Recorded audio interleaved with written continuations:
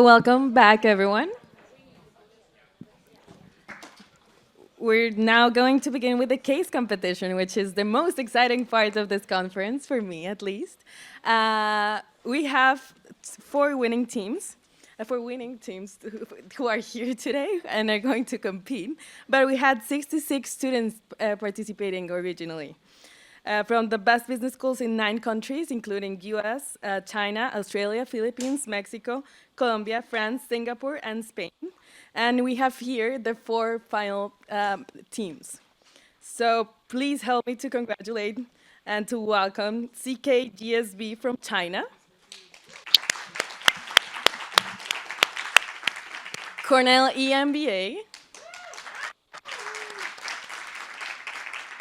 my undergrad school, Universidad de los Andes, Colombia, and INSEAD from France and Singapore, who are joining us online. We also have amazing judges for this. We have Roberto Cañizares, Sofia Calanzi, Juana Garcia, Fernanda Caen, and Cheryl Cross. And also a round of applause for them. Thank you for joining us. Traditional. Yeah, we have traditional judges that helped us throughout all the competition. Ari, Christina, and Amarido as well. So, round of applause, please. Oh, no. The organizer. Yeah. So let's start the competition. As Maria mentioned, we have 4 teams. First team is going to start remotely. It's going to be the INSEAD teams. You can already see their presentation. INSEAD team, can you hear me? Okay. Yes, we can hear you. Yes, we can hear you. So let me just first a round of applause to Team INSEAD that's joining us remotely. So after Team INSEAD, we have the 3 teams competing here locally. We have each presentation is going to take 10 minutes. Then we're going to have 5 minutes of Q&A. And during the case competition, only the judges will be asking questions. So, and as I ask you for the team INSEAD to be more silent during their presentation, because as they're going to do it remotely, we might have some communications problem in the way. So without extending anymore, I'm going to ask team INSEAD to briefly introduce themselves and start their presentation. Great. So we're Team INSEAD, and thank you for having us at this conference. So we'll be presenting our strategy here for China Consulting Company.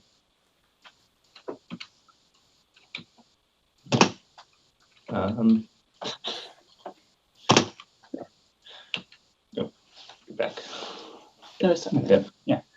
So we would like to start from the macro point of view of the China and Chinese consulting market. So China, we see as a country that is still growing robustly, although it is not growing as rapidly as in the past. Their growth is still strong, and in the future, their growth will be quite a lot on the infrastructure and IT. We see a lot of investment through the Belt and Road Initiative, and also a lot of investments through AI and those IT analytics.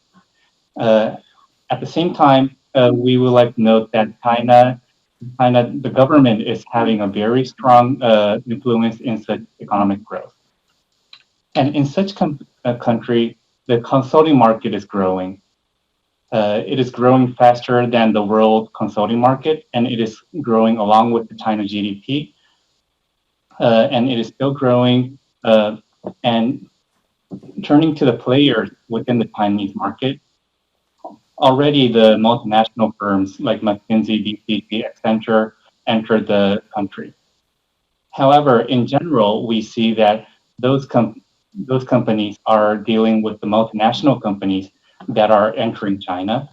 And when turning to the state-owned enterprises or the more governmental projects, their presence are quite limited. And because the government is rather cautious about giving away information outside China. And when looking at China Consulting Co., we see a lot of strength. First of all, their revenue and headcount growth is quite strong, and the growth is done through M&A and as well as organically. And with regard to M&A, we would like to note that the China Consulting Co. Is acquiring a lot of tech companies, and they acquired this consulting management company, which was quite notifiable. And also, they have a diversified across multiple parts of the consulting value chain. And what is very important is that they have already a strong relationship with the state-owned enterprise. On the other hand, their weakness, they are not still growing outside China. However, comparing them with competitors, comparing them with the Chinese consulting firms and also the multinational firms, they have advantage. First, comparing with the Chinese consulting firms, they may be strong competitors within China. However, they have small intentions to expand outside China. And when turning to the multinational firms, although they are stronger, of course, in global context, China Consulting goes better at the relationship with the SOE, which leads to less risks of trading the Chinese governmental confidential information. And of course, we can anticipate that the fees will be lower than those companies. Our proposal is for China Consulting Co. to become a one-stop infrastructure consultant for the Belton Road Initiative. Our target client is going to be companies we probably have some kind of existing relationship with too, whether that's governmental agencies, SOEs, other private companies in China that are involved in Belton Road Initiative projects. In terms of industries, we'll target infrastructure, construction, and especially telecoms, where China Consulting Co. already has strong customer relationships. Regionally, we're looking to expand everywhere where the Belton Road Initiative is present. So that's in South Asia, Southeast Asia, Africa, and Central Asia. Our concept on service is to work on infrastructure consulting from origination to project execution, and to be a one-stop consulting for Belton Road Initiative infrastructure projects. So that's from strategy in terms of regions and how to invest, to site selection, feasibility study, preliminary design, project management, EPC processes, through to operations. We're looking to take advantage of the Internet of Things revolution in our going forward. So the Internet of Things analytics market has disrupted traditional industries, including construction and manufacturing. China Consulting Co. can use their construction expertise as well as their technological knowledge to be at the forefront of this and charge premium fill rates. IoT and analytics revenue is expected to be 520 billion by 2021, essentially doubling the size in 2017, as you can see in this graph on the slide here. Compound annual growth rate for integration and analytics in particular are both surpassed 40%. Nextly, in terms of how we plan to execute the strategy, we need to leverage our three existing advantages to expand globally. The first is the existing relationship with state-owned enterprises. So we plan to reach out to current clients, source and create expansion internationally. We can use our political connections in Beijing with Chinese firms and, as Claire said, set up regional offices in Africa, Central Asia, and South Asia on an as-needed basis while developing talent internally. Our second existing competitive advantage is in our technological acquisition. China Consulting has acquired 3 tech strategy firms in 2019. Our plan is to concentrate on integrating those with other operations while specializing in IoT in the construction space. And finally, our last competitive advantage is our construction experience. We need to expand the construction management company acquired in 2017, target companies that are already involved in the Belton Road Initiative, and integrate our IoT expertise into our construction projects. Next, we built out a financial analysis and projection chart. We built our original projections based on current revenue growth rate that we've seen over the last several years. However, we believe that work in the analytics space and the high value strategy space will charge premium bill rates as opposed to our current bill rate. Under this, we see that in 2020, we could achieve 25% of our revenue from high value consulting projects. In 2021, a 50-50 revenue split, and in 2022, 75% of revenue coming from these high value projects. No strategy is risks. So while we're deep diving into the strategy, we need to identify risks and mitigation plans. Firstly is the project delay. Not unusual for infrastructure projects to be delayed several years. Our plan here is to form a portfolio of projects in terms of country, industry, and duration so that we're fully diversified. Next is credibility of country. Many companies in the Belt and Road Initiative are less developed and have limited payment capabilities. Our plan to mitigate this is mainly focus on Chinese companies that have abundant cash to pay us. Next is legal issues. Infrastructure sector will have some legal issues and may be restricted by the local government. Thus, we need to only enter countries where the Chinese companies have a footprint, as well as build partnerships with trustworthy legal firms in each country. Next is corruption. This is an issue on infrastructure projects, especially in less developed nations. We need to set a code of conduct of anti-corruption, as well as focus on our past clients that we have trust with and build our reputation through them. And lastly, political pressure. Since Belt and Road Initiative is core of Chinese policy, we believe that if possible, we could get state-owned companies may force us to operate at a loss. So we need to diversify cost projects. So in conclusion, Chinese Consulting Co. is operating within China, but considering its close ties with large state-owned enterprises, we see a lot of opportunity to expand internationally in emerging markets. Focus specifically on the construction industry across the full value chain, project management, analytics, and piggybacking on other things in the Belt and Road Initiative. Lastly, we believe that since they'll be interacting with Chinese companies, they can develop their talent internally and set up offices regionally on an as-needed basis. Thank you.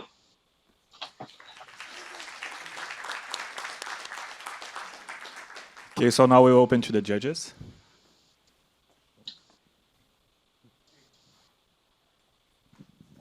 Hello, thank you for the presentation and all the data you provided. I do have one question regarding the risk concerning the credibility of the country. You say that you're going to mitigate that by mainly focusing on Chinese companies with abundant cash as direct clients. I cannot see how this is a solution in the long run, though, especially considering the trade tensions. Sure, I can answer this one. So in terms of, trade tension, so we do identify that there are certain risks associated. Obviously a lot of Chinese companies are having this issue. However, for state-owned enterprises, we do believe that there will be some cash coming in through government inflows as well.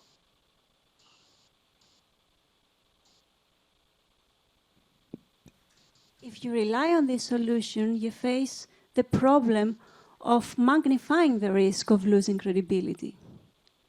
Do you rely on just government resources for developing your clients outside China?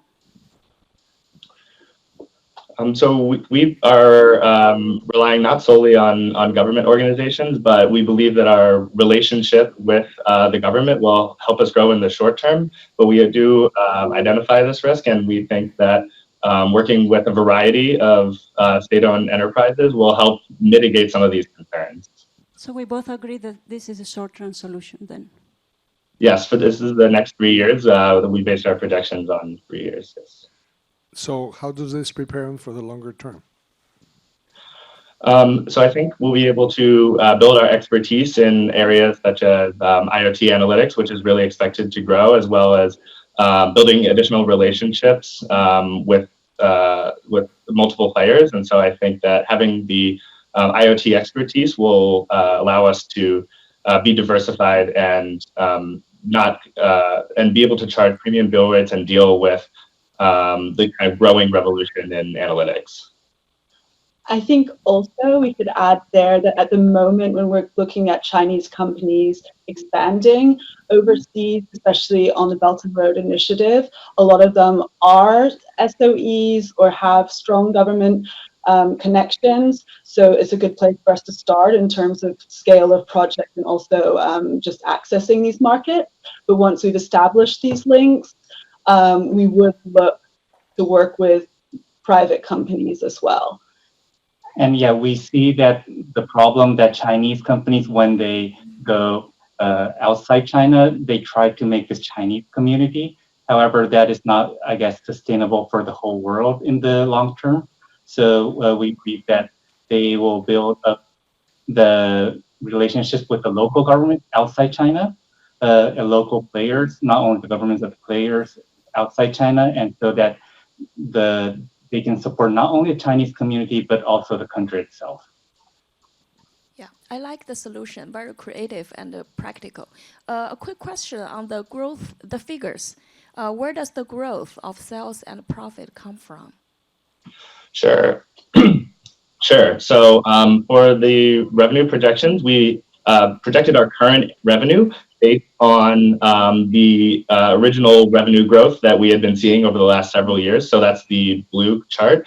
For the adjusted revenue, we assumed an increased bill rate based on the additional value, higher value projects that the analytics and strategy projects will provide. So we assume that over the next 3 years, we will shift our revenue mix to these higher value projects as opposed to continuing to work on the more outsourcing, lower bill rate projects. Okay, we have time for one more question. Yes, on the, first of all, thank you for the excellent presentation. And as I think I'm the only political scientist on this panel, and I see a lot of sound strategic thinking and forward vision in terms of where the project fits in very much with the strategic geopolitical realities that we face. I'd like to ask if you, on this issue of corruption, you mentioned one strategy, developing a code of conduct. Do you really think that that's sufficient? And did you have, as a team, or did you have any further discussion or recommendations on how you might deal with that challenge or approaches that you might take? Thank you. So regarding corruption, yes, I believe that instead of setting just code of conduct of anti-corruption is not sufficient, but definitely it is the first step because, well, I personally worked in Vietnam and we see a lot of corruption there as well. And setting a code of conduct will but function as the first step because making it clear that what we see, what the company see is wrong, makes it makes it clear for the employees and the stakeholders that we will not do these corrupt things. So setting a code of conduct is essential. And as the second step, we would like to implement such like training activities, like at least annual or semi-annual training, reminding the employees about the code of conduct of anti-corruption. Thank you. Thank you. Okay, so thank you very much for Team INSEAD for their participation. Thank you very much. Yeah, so Team INSEAD is going to be with us to the rest of the case competition, but now they're going to shut down their video. I'm going to start seeing the teams from the room here. So first team I'm going to ask to join us is Sticky GSB from China. Please come.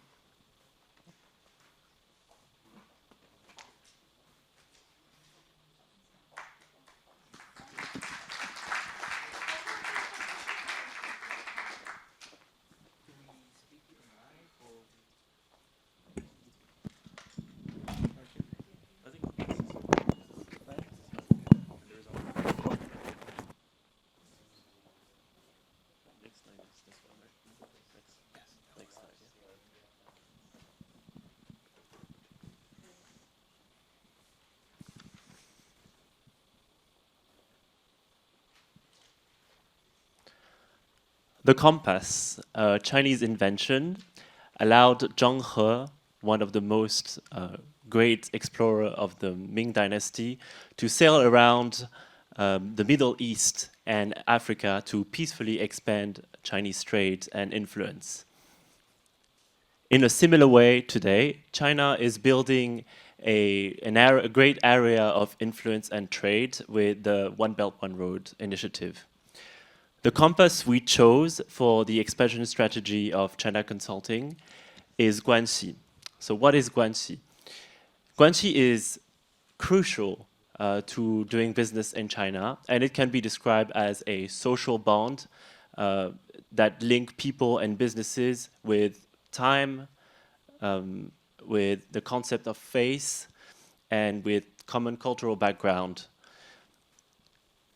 We're going to introduce our expansion strategy for China Consulting with a new consulting group, W&W, with 3 daughter companies, Obor Consulting, which stands for One Belt, One Road, Take Asia Consulting, and China Consulting Company.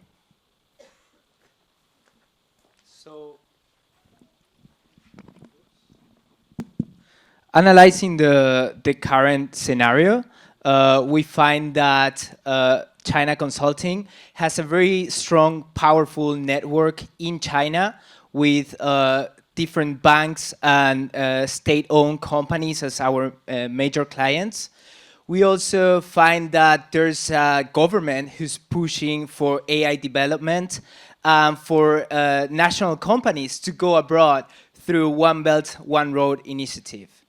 On the downside, we get a very complex geopolitical scenario where some Chinese companies are also doubted in terms of data privacy issues.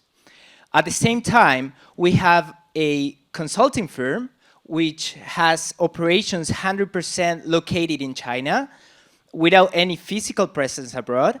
And also, we have services and products which are not very standardized across the clients. So our solution is restructuring the business units. WW Consulting will be the holding group. Then we will have 3 sister companies, China Consulting, Obor Consulting, and Take Asia Consulting. Deep diving into W&W Consulting, the holding group, we propose that it's based in Singapore. We propose as well that there's a breakthrough in terms of consulting services, which is providing AI support across all our services. And we plan to sell off those business units which don't fall into the new redefined scope, which I will explain right now. So we propose 3 business units, which are at the same time synergetic across the group. The first one will be keeping China Consulting as it is right now. I mean with this, based in Beijing, providing strategy and implementation services to the state-owned companies, and probably intensifying our HR resources with former bankers and government officials in order to increase our network across China. The second one will be Obor Consulting and will be based in Singapore, since we wanted to be based on the South Belt corridor of One Belt, One Road initiative. It will provide construction management services and financial services. This is possible because we have as clients the major Chinese banks with China Consulting. At the same time, in terms of human resources, we want to transfer those talents that we already acquired with previous acquisitions and hire new, fresh talent from Singaporean universities. So Take Asia will be the third company, and this one will be based in Singapore as well in order to release that pressure on data privacy. And we will provide tech consulting for small and medium enterprises, those who might consider that services like the Big Fours might be too pricey. And we also plan this tech consulting to be supporting the backbone of the group, which is AR and AI services across the group. So at the same time, we have already acquired tech companies. We will transfer them and put them under this umbrella of tech consulting. And we also plan to hire talented, fresh resources from Southeast Asian companies and universities.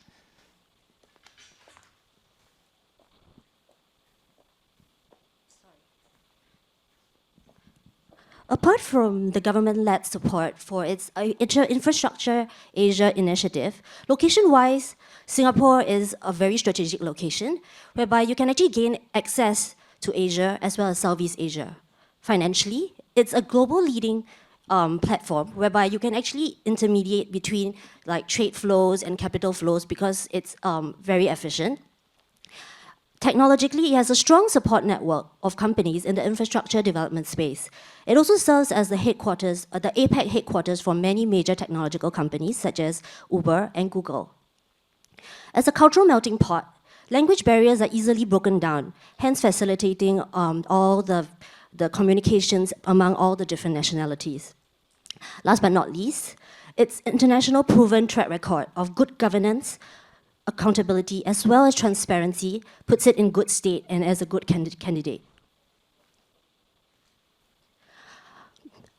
As we are currently in a digital era, it's not difficult to see why Tech Asia has the largest market size. However, similar to China Consulting Co., we face competition from the Big Four. Therefore, it reduces the market share to about 1%. But we believe that with our strategy to synergize among all the 3 business units, we are able to consolidate all the different resources and to allow ourselves to form a more cohesive solution for all our customers by sharing the different resources and capabilities. In that sense, we'll be able to strengthen the brand in the long run. From the bottom right, China Consulting Co. is the cash cow. And this is because it has built up a strong relationship with the China government. And this is something that we have previously addressed called Guanxi. In the middle is Obo Consulting. And the reason why it's in the middle is because of all the political, regulatory, as well as financial risks that might face the Obo projects. Therefore, it's still very uncertain. On the top left will be Tech Asia.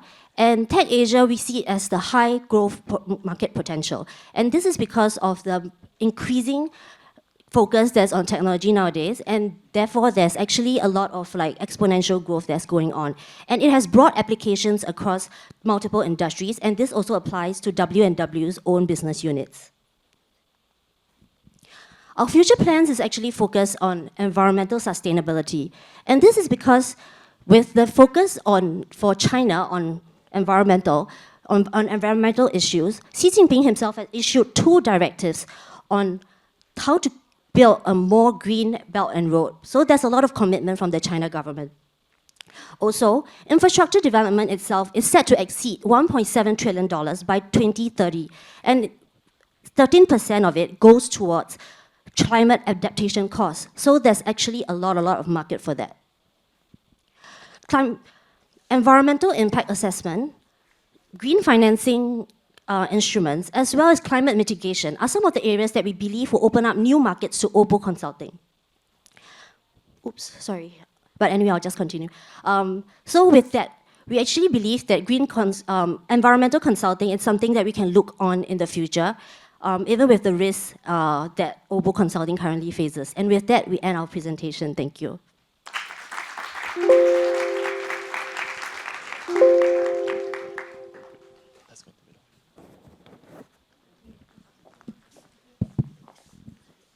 Thank you very much for the presentation.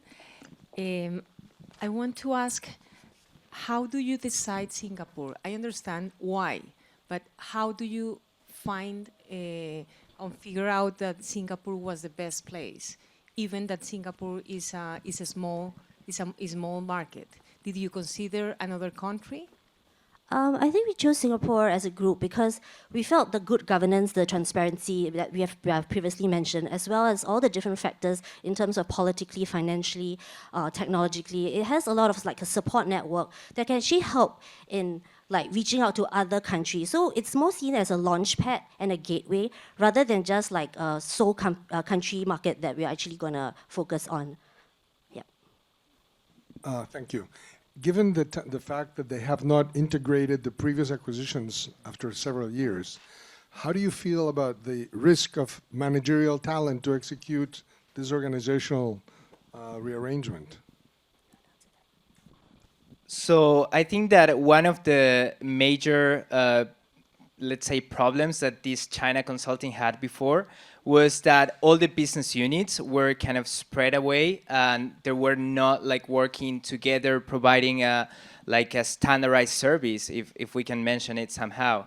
So the point will be to try to figure out which, for instance, which companies fall into tech consulting, and we will put them all together under this umbrella of Take Asia. And we will have to probably integrate and redesign the internal structures of managers, C-level directors, and even people working, because might be some overlaps when you start integrating all the business units. Thank you.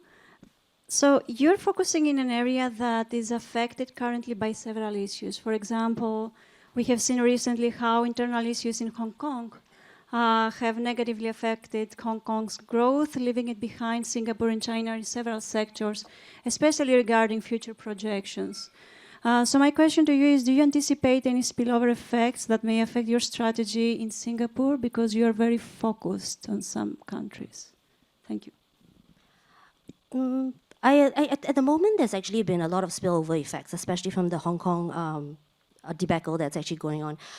But in fact, Singapore has actually benefited from it, mainly because a lot of people have been transferring, having a lot of foreign direct investments from Hong Kong side to Singapore, investing in real estate and something that's a bit more stable because of our stable political situation that's going on. So I believe that if Singapore continues to be a bit more like a safe haven for funds, I do not believe that there be any implications. In fact, I think we might benefit from all the political instability that's happening around the region. Following a similar reasoning, it seems like, given your reasoning, even a better target would be just staying in Shanghai, where equity funding is more obvious than debt financing. And of course, you have stronger bonds. Then why do you choose, for this particular question, Singapore? I think if you're talking about Shanghai, sometimes it's difficult to move funds out from Shanghai. From what I know, like especially China itself, the movement of funds in and out is actually pretty tight. So I think that if there's going to be so much restriction, sometimes even like the magnates, tycoons in China, is actually having a lot of problems trying to move their funds out. So I think this will actually be inhibit people from actually setting up anything in Shanghai, because that will be a point of consideration. Yeah. Yes, I have a question related to the sustainability focus that you're going to have, and you showed your last slide. But you seem to have siloed your businesses in some ways. So these are problems that have to be solved in an integrated basis. So can you give us an example of how you would actually collaborate amongst the different subsidiaries of your company to actually address some of the problems? Do you have a case in mind that you might provide us as an example? Okay. You have it. Okay. I think for I didn't mention just now because I guess due to the time crunch, but for some of the green solutions that I mentioned about, like for example environmental assessments, I think that this can actually be integrated together with Tech Asia, because we can actually work with technology to actually give more green technological solutions, and in that sense I think it's more cost effective, and it's actually applicable to multiple industries as well. Yeah, so we hope that can be the future, so there won't be so much reliance on just one business unit. Okay, thank you. Thank you. Thank you very much.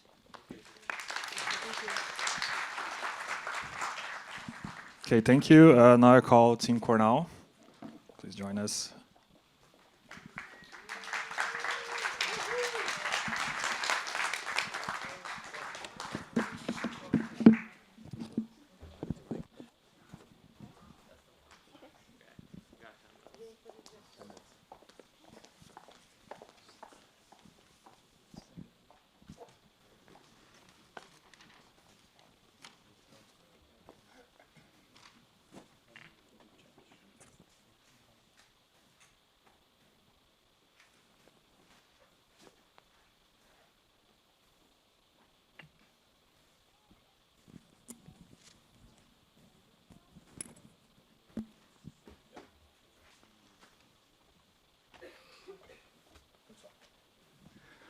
Good afternoon, and thank you, MCs, judges, fellow students. I'm Zach. I'm joined up here today with Maiko, Sophia, Yuki, Daniel, and David. We are Big Red EMI. And today we are going to be talking about China Consulting Company's 2025 plan.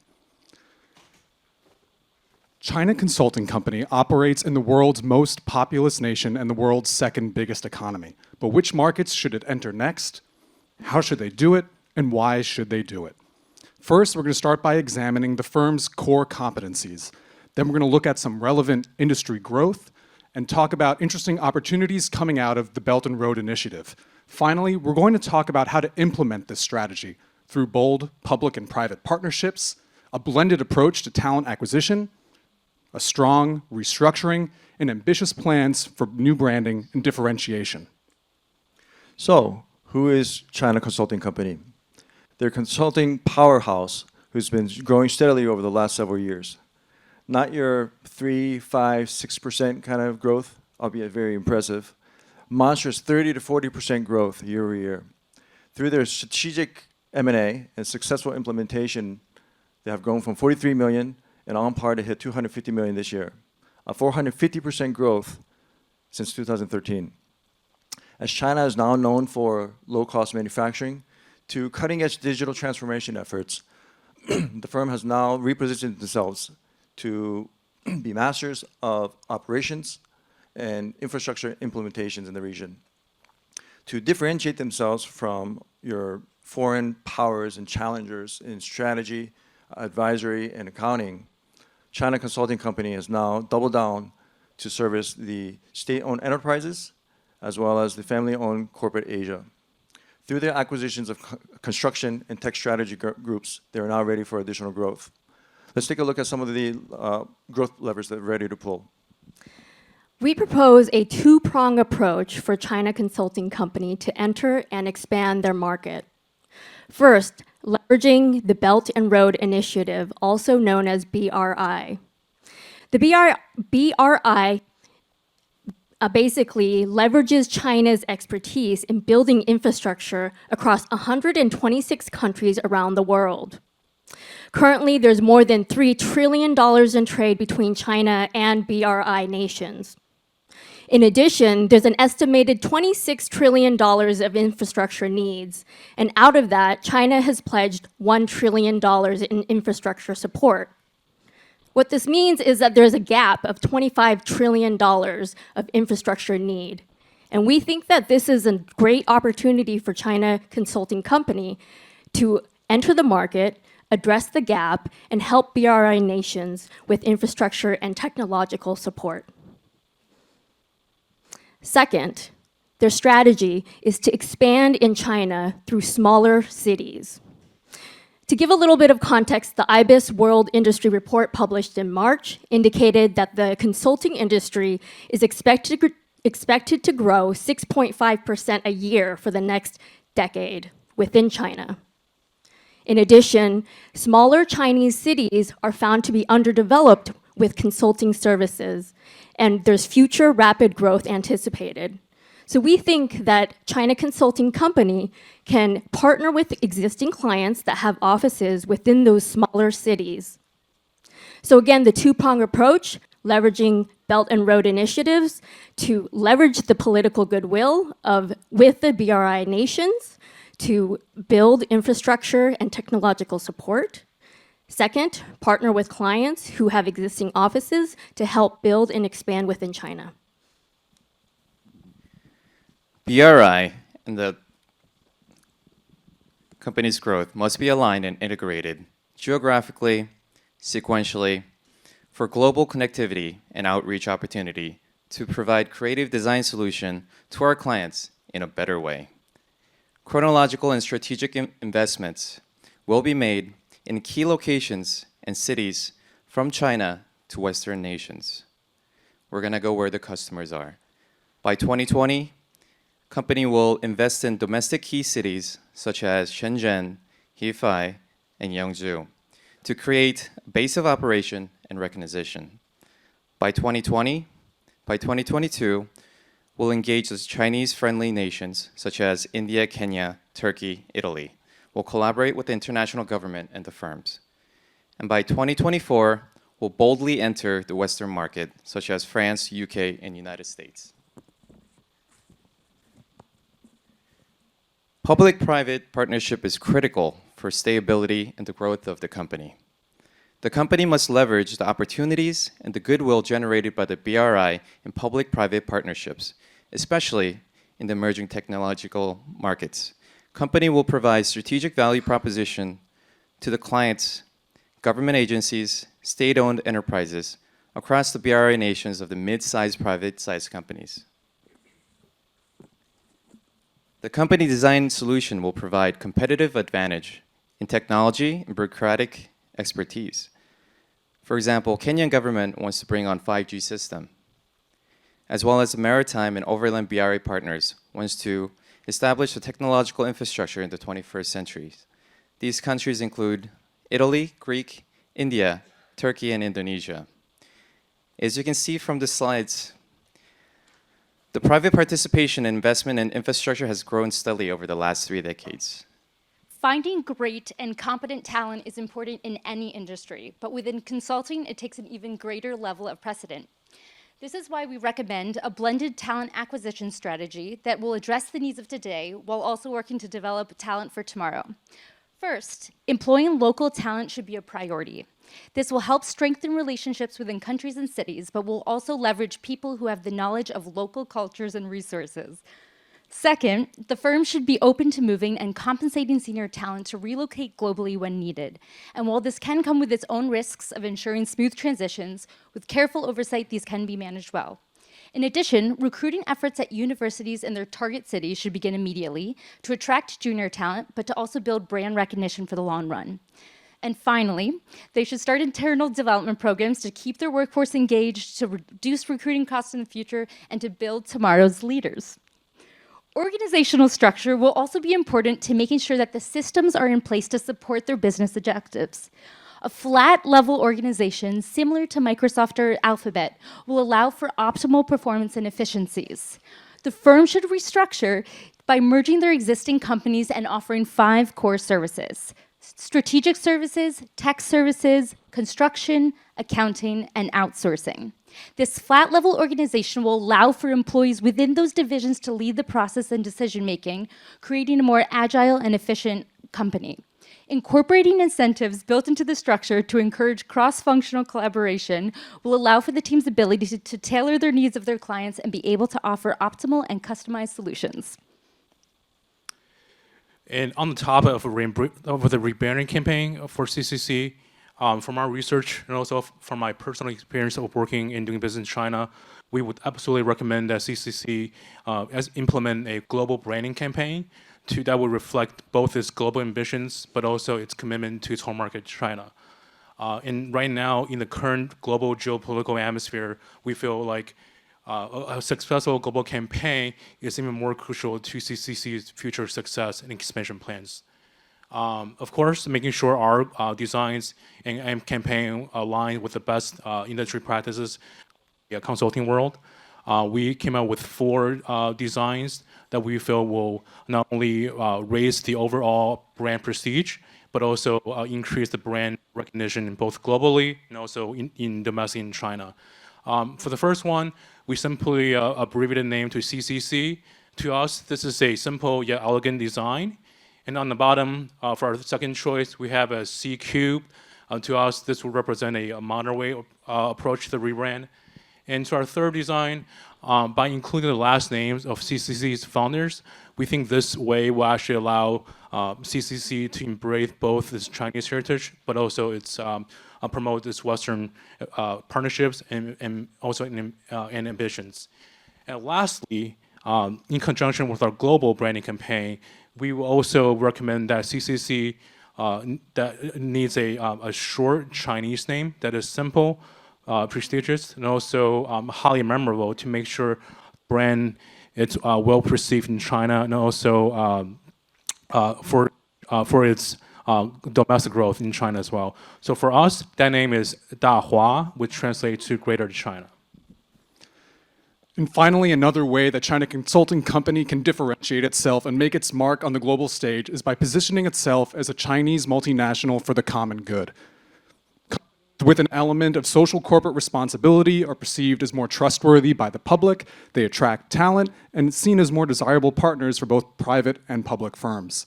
They could work on giving 5G infrastructure support to rural areas. They could have a triple bottom line, focuses on environment, social, and profits, and also offer their employees VTO. And if you're not familiar with that, that is volunteer time off. And we believe that our recommendations will position China Consulting Company to be a firm that can maximize its revenues and profits, that will also be stable, mitigating its risk, and increase its prestige and branding. It will be large enough to withstand the shocks and stresses of the market, while also staying agile and innovative enough to embrace the future. Thank you.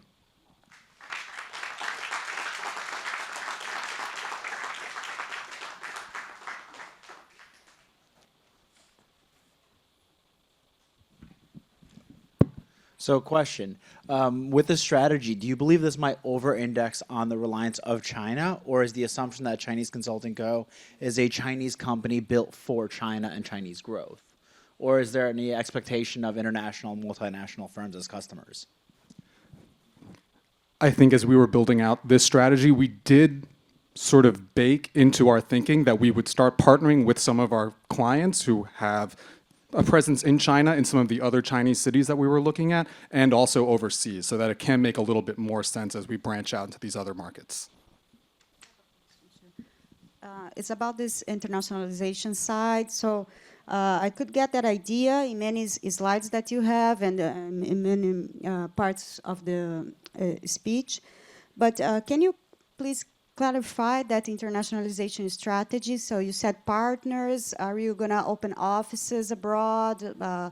What are the target markets? Can you clarify a little bit that side? Yeah, sure. Happy to talk about that. So I think that that was part of the strategy, was starting in China and starting small and then opening small branches, because this does seem to be a big firm given the resources that we had. So we thought that we would move and shift some of that talent to open new firms and also acquire talent locally to open those new firms. Okay. Branches, sorry.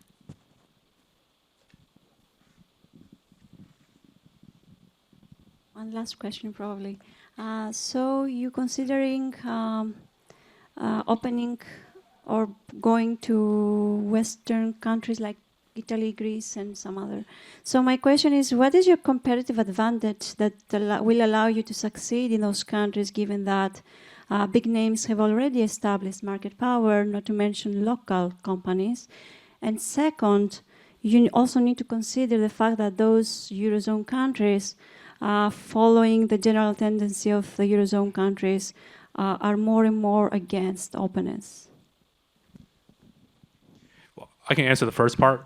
So for us, CCC, being that right now it's a Chinese company, we think we offer Chinese expertise. So a lot of these European markets, if they have operations in China, we can also, I think we will argue we will have best expertise with China-related practices. So once they, once we are hired, then hopefully we can build upon that relationship for the future growth, and hopefully that will make that will help our further expansion into Western markets as well.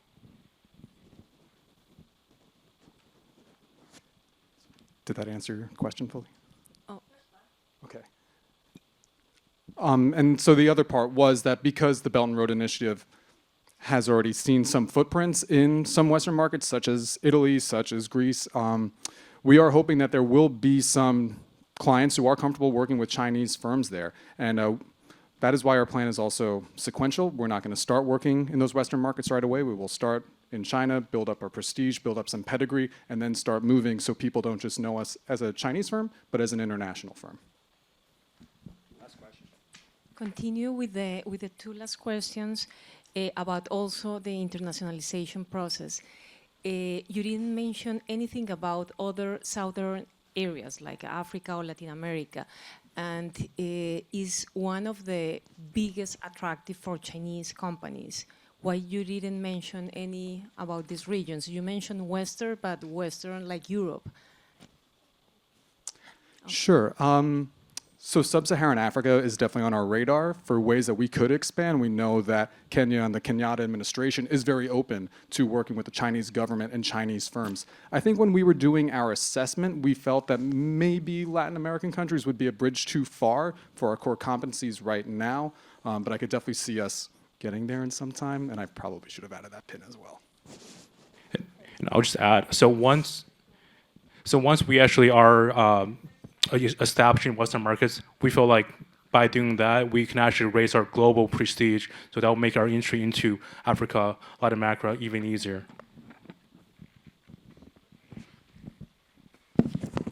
Okay, so thank you, Tim Cornell. A round of applause.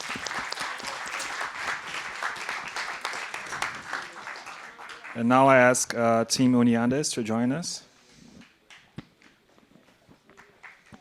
Team Uniandes. Can we have 3 mics? You have 2 mics. This is the other one? And you can press. Oh, great. Thank you. Okay, perfect. Perfect, thank you.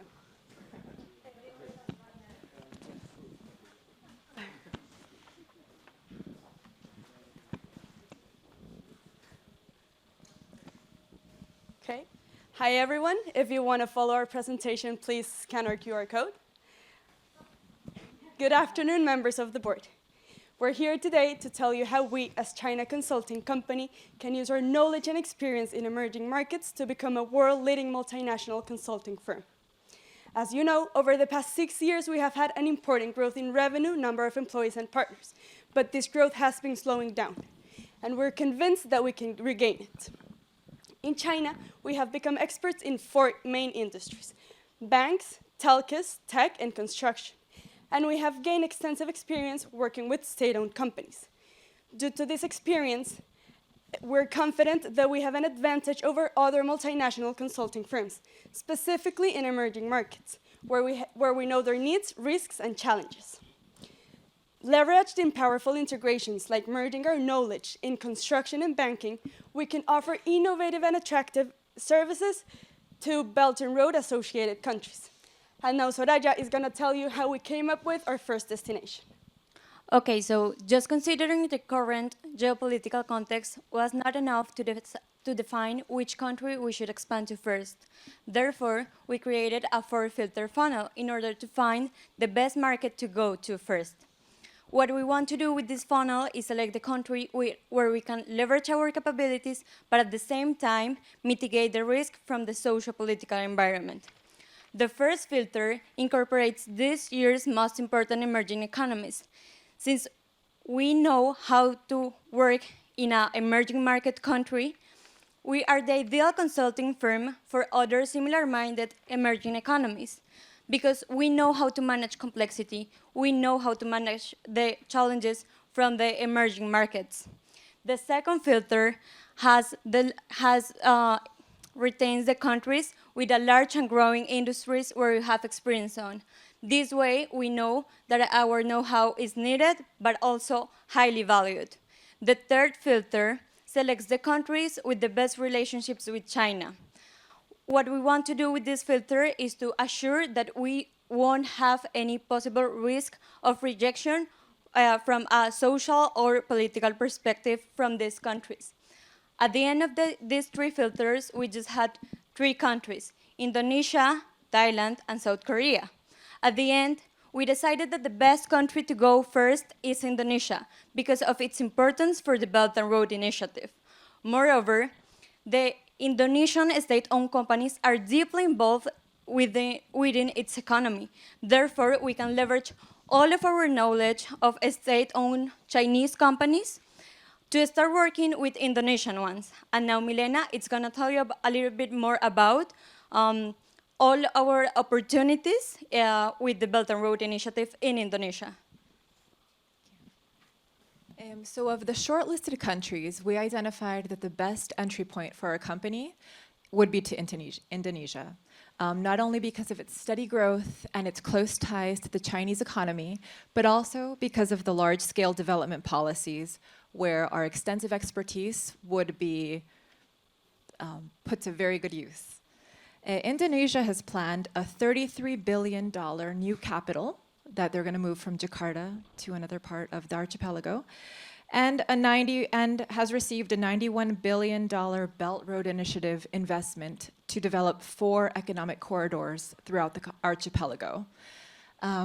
We really believe that this is our opportunity to take advantage of this, leverage our experience, and enter the world stage. And David is now going to explain to you our 4-stage expansion policy. Hi. As our ultimate goal is to become a multinational consulting firm, we defined a 4-stages process that will lead our expansion. For the first stage, we will focus on developing strategies to guarantee our customers' confidentiality, like the ISO 20700 certification. For stages 2 and 3, we will begin our expansion, first to Indonesia and then to South Korea and Thailand, as long as their socio-economical context hasn't changed much from the first time we saw them.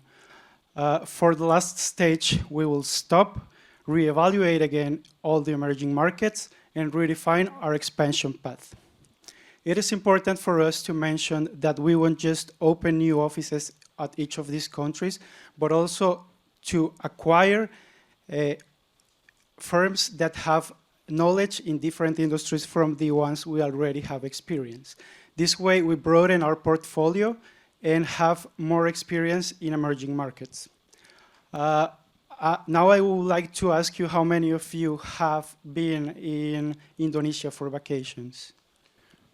Well, let me tell you that last year this industry grew 7.8%, which is equals to twice the global average. So now imagine what we could do if we merge this knowledge we're going to get in tourism with the knowledge we already have in technology. Now Ricardo is going to tell you a little bit more about how are we going to organize internally to expand. For a successful execution of our strategy, there are 2 main aspects to have in account: knowledge management and organizational structure. That's why China Consulting Corporation is going to arrange teams by projects and hire local talent to help the company to adapt and to understand the industry and of each country we are expanding to. Simultaneously, in order to guarantee the transfer of the know-how of the company, we're going to move talent with extensive experience in already existing offices, from already existing offices to new ones.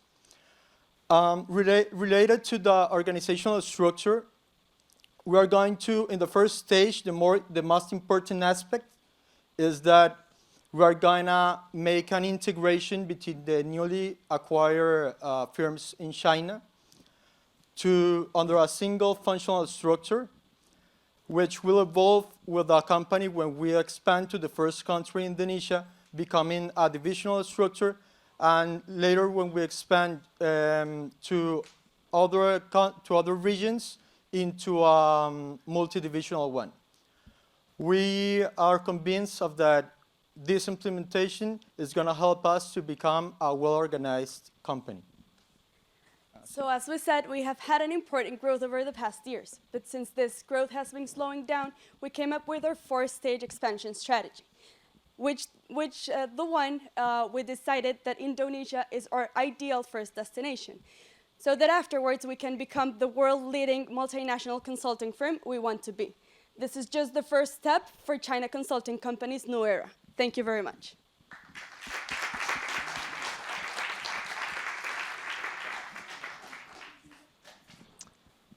I'll start off. You mentioned a little bit about risk management, but can you speak a little bit more about how you would mitigate risk generally and particularly related to corruption? That's an important question, and more than mitigate for us, as we have experience in emerging markets, we already know that the risk exists, and we have the point of view of a company that has grown in an emerging market. So basically, we can tell our customers that with us, they can feel sure about we have that coming. We can see that coming. So I think for us, it will be important to express that expertise on these kind of risks. And of course, we're not going to accept any bribery. But every region is nuanced, right? And every region is different. So besides just transferable information, have you thought at all about risk management beyond that?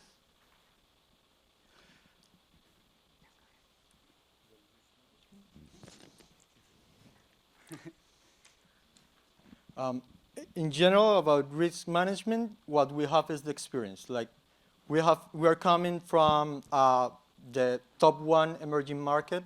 We have the top 4 banking companies, the top 5 infrastructure companies, and we are specialized right in those industries, and which are strongly supported by technology, which already is our expertise area. So we have all the knowledge, and the most important, the experience, that it's our differentiation from the other companies, because the only one that is Chinese and comes from this market is us. Okay, and just to sum up, like this ISO certification, it's pretty new. It's from 2017. So but what it want to do is to guarantee that this is a top-level consulting firm. Like this is just for consulting firms. And one of its points of evaluation, it's the corruption management and the risk management and the confidentiality within clients. So if we have this certification, we have to keep this like policies to guarantee that we don't work with corrupt, or at least we will do our due diligence to know that we don't work with corrupted institutions or companies.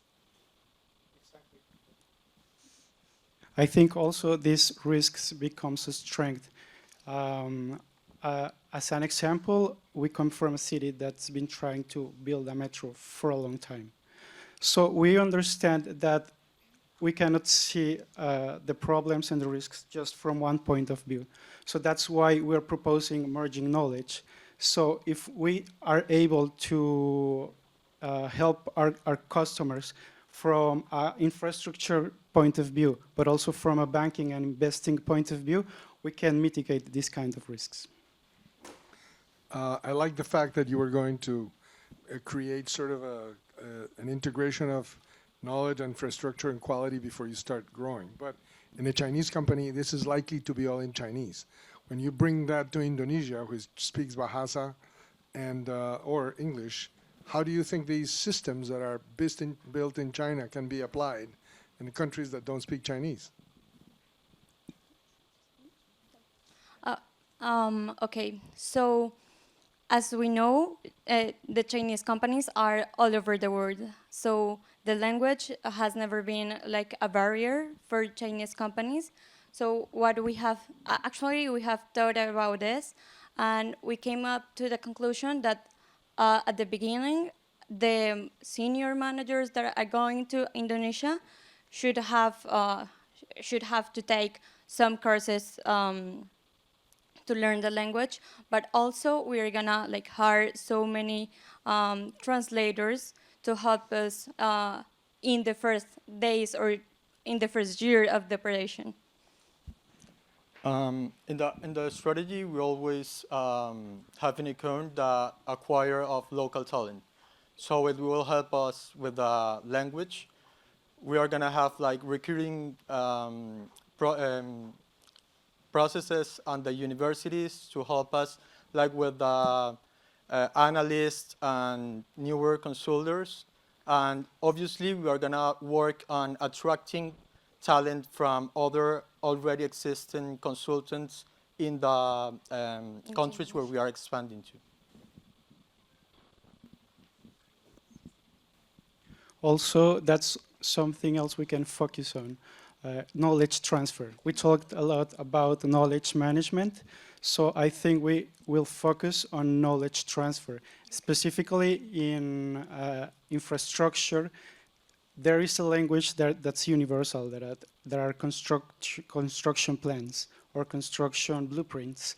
So I think probably in this industry won't be that difficult to transfer the knowledge. Thank you very much.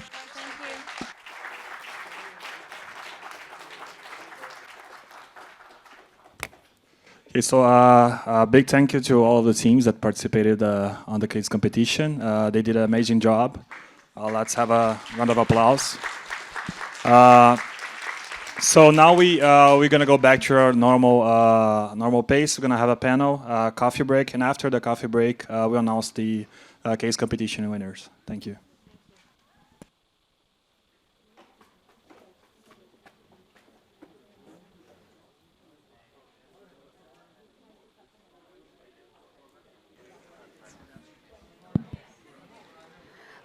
I would now like to invite Rustam Desai, who is a senior executive with Corning Incorporated and is also an independent board member at NRB Bearings, and Harshbina Zaveri is the managing director and vice chairperson of NRB Bearings for a keynote speech and fireside discussion about how companies in emerging markets are shedding their local skins and turning into international powers to reckon with.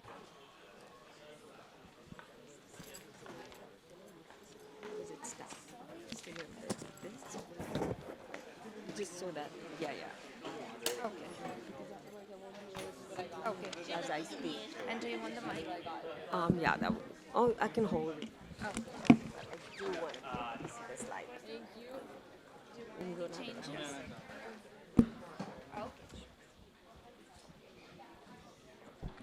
Almost.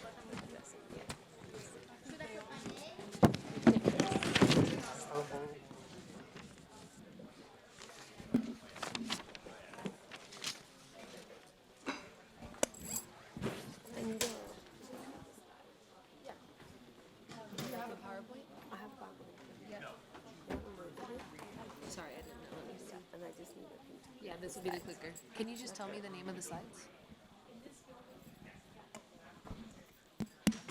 Is it Cornell Johnson School Presentation 2019? Yeah. I just want to confirm I get the right one. Is it this one? Okay. And how do I put this one? I believe so. Let me just test it here real quick. Hold on. Is this on?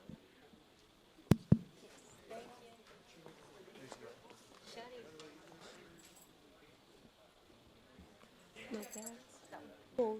The same one on both would be better. Exactly the same on both. Yeah. Just move them same on both. Yeah. So do you want to test it real quick just to make sure? Okay, good. Good afternoon, everybody.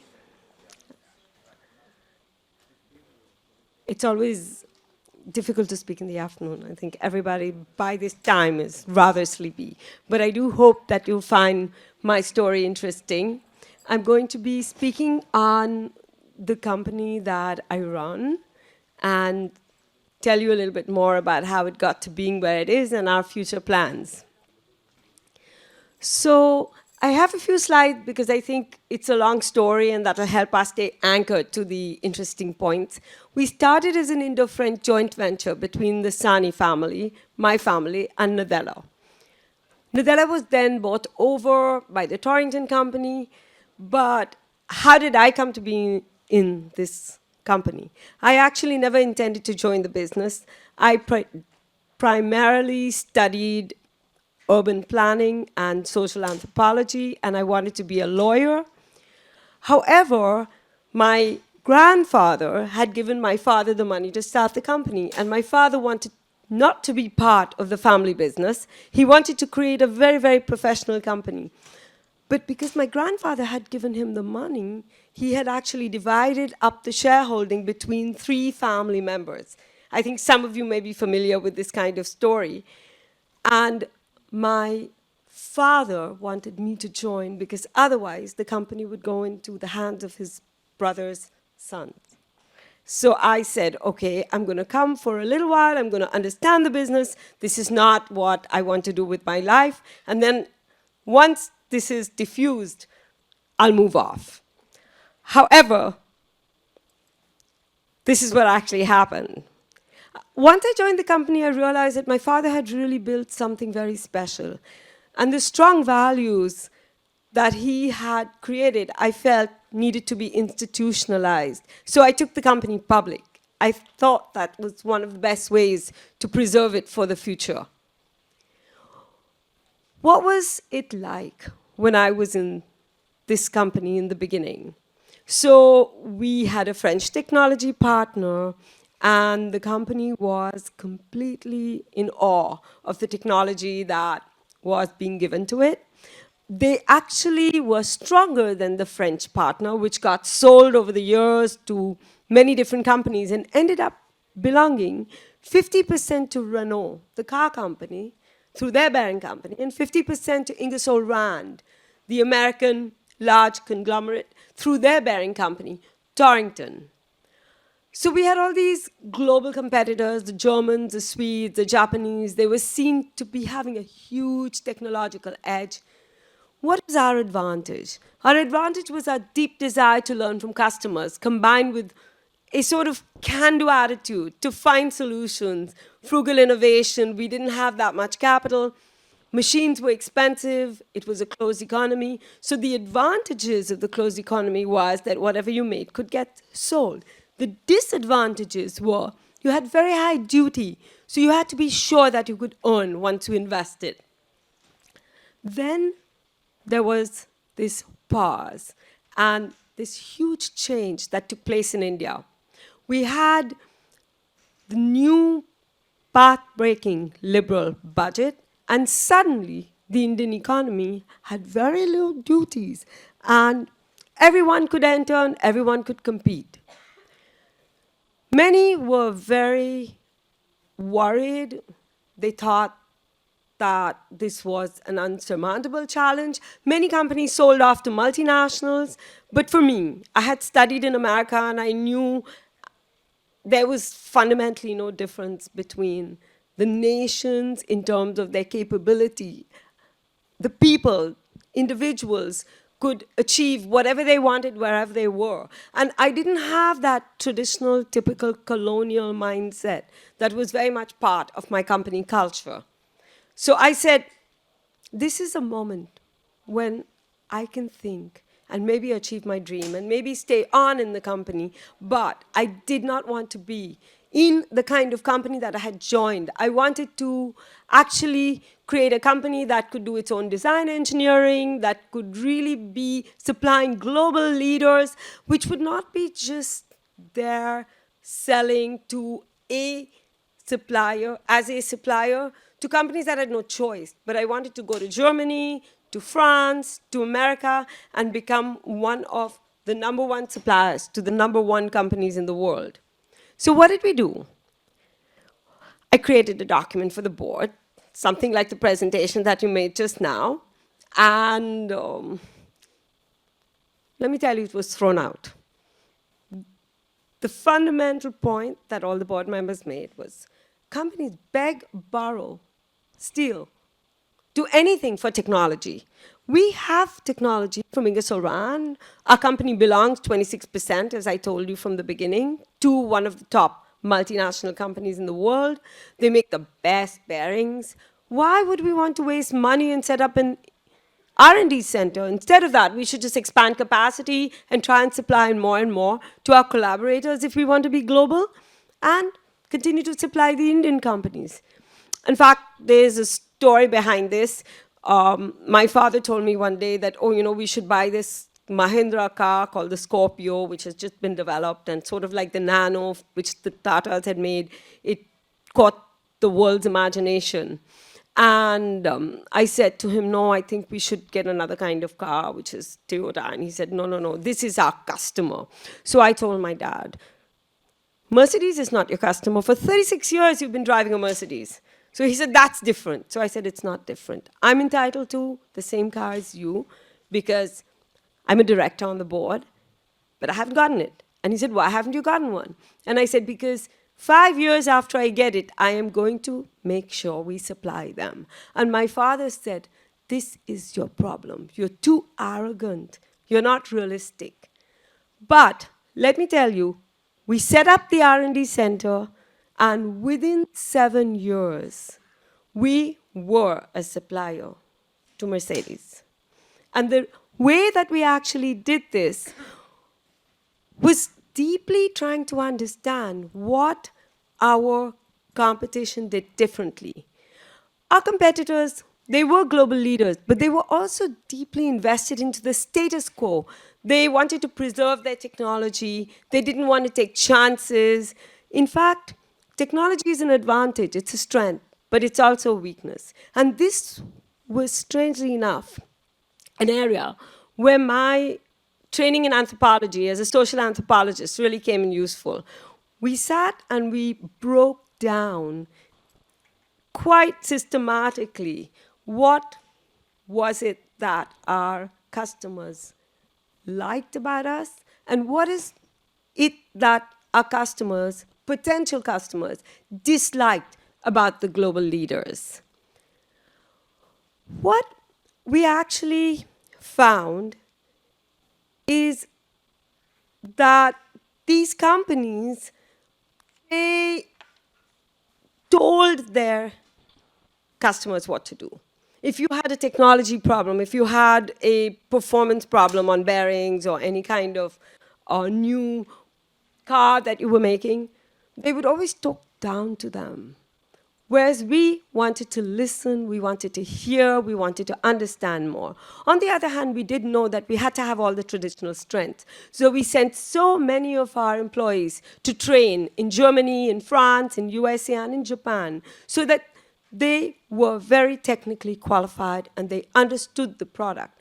But they were much more open-minded and they were much more creative, and more than anything, we were willing to take risks that those companies who were trying to preserve their technology and were not willing to cannibalize on the future products that they were making would do. So what happens next? We actually received great support from international customers, and we moved from being a commodity bearing supplier to a customized friction solution partner. A lot of this seems quite intuitive, but trust me, in the 1990s and early 2000, it was very unusual. In 2001, the board appointed me as president in recognition of the impact of this paradigm shift. NRB Bearings, in fact, was ranked by Forbes as one of Asia's best under $1 billion in 2007. Somewhere between these two dates, in 2005, the Timken company, which is a very large bearing company in the US, bought the Torrington company, which was our collaborator, and they wanted a majority stake in NRB. However, the engineering capabilities we developed gave our family the confidence to buy out the 26% Timken stake. We wanted to be sure that the future is secure. Many family companies, even if they are public and even if they have professionals and even if they have a very, very strong beginning, don't always survive.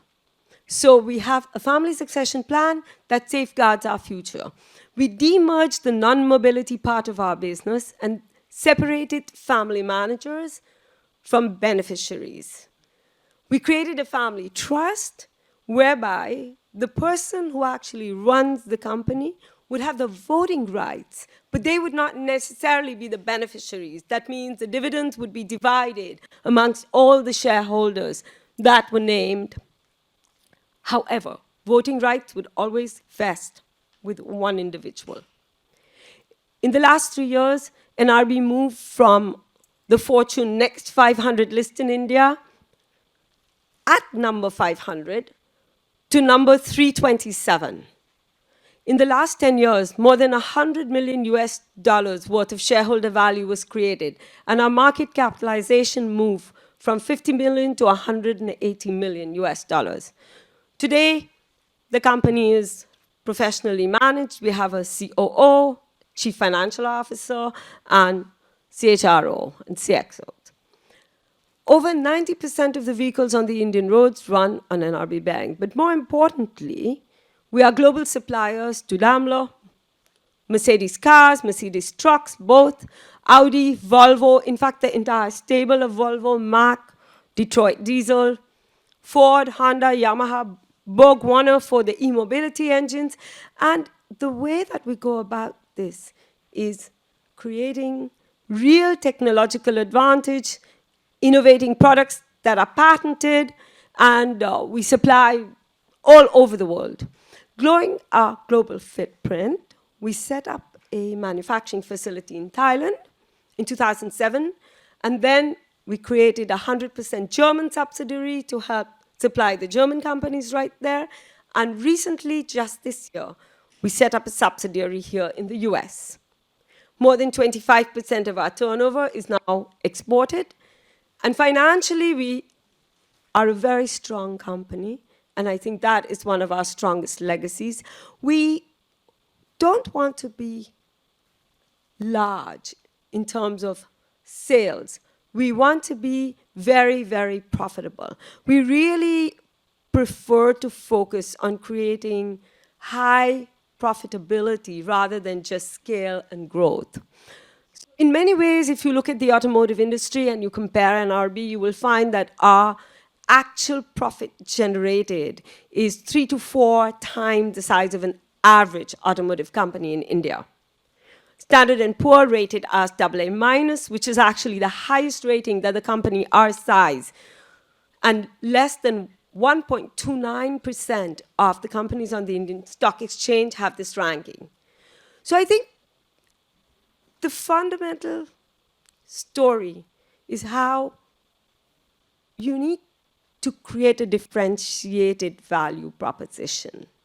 You need to understand your competition. You need to firewall and institutionalize your company against the future in terms of disruptions due to family reasons.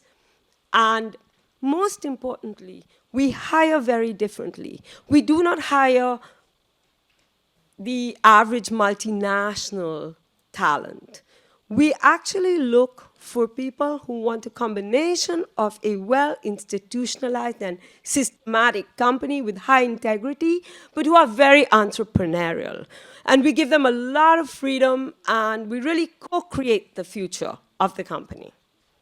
So thank you very much. And I think I'm going to now be with Rustam for some questions. So I know everybody assumes that I'm multitasking on my phone, but it's actually my question list. It's my cheat sheet. Thank you, Hashbina. That was a very interesting conversation and presentation. Let's start off kind of from the beginning here. It's 1985. You're joining a company that is your father has essentially founded. You're not an engineer. You're a woman.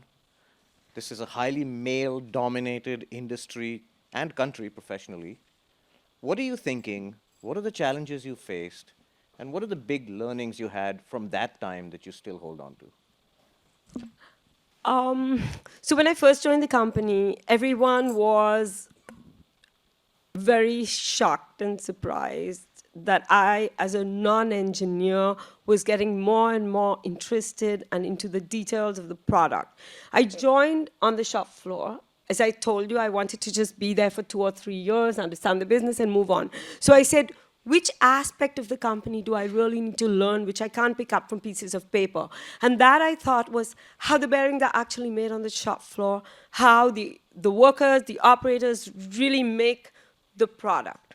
And that, I did that for 6 months. And I think that gave me a great deal of confidence, so I could speak much more confidently about the product than many of the, what should I say, corner office guys. The second thing I feel that helped me, actually the second thing was interesting. I came back to Wellesley College where I studied, and one of my professors told me that MIT wanted me to go and speak. And I said, what do they want me to speak on? And she said, the anthropological CEO, this is a talk that I gave at MIT, the anthropological CEO, the importance of liberal arts in leadership. And that made me step back for a moment, because it was really culture that I was trying to build. And I was trying to pretend that I was not a social anthropologist.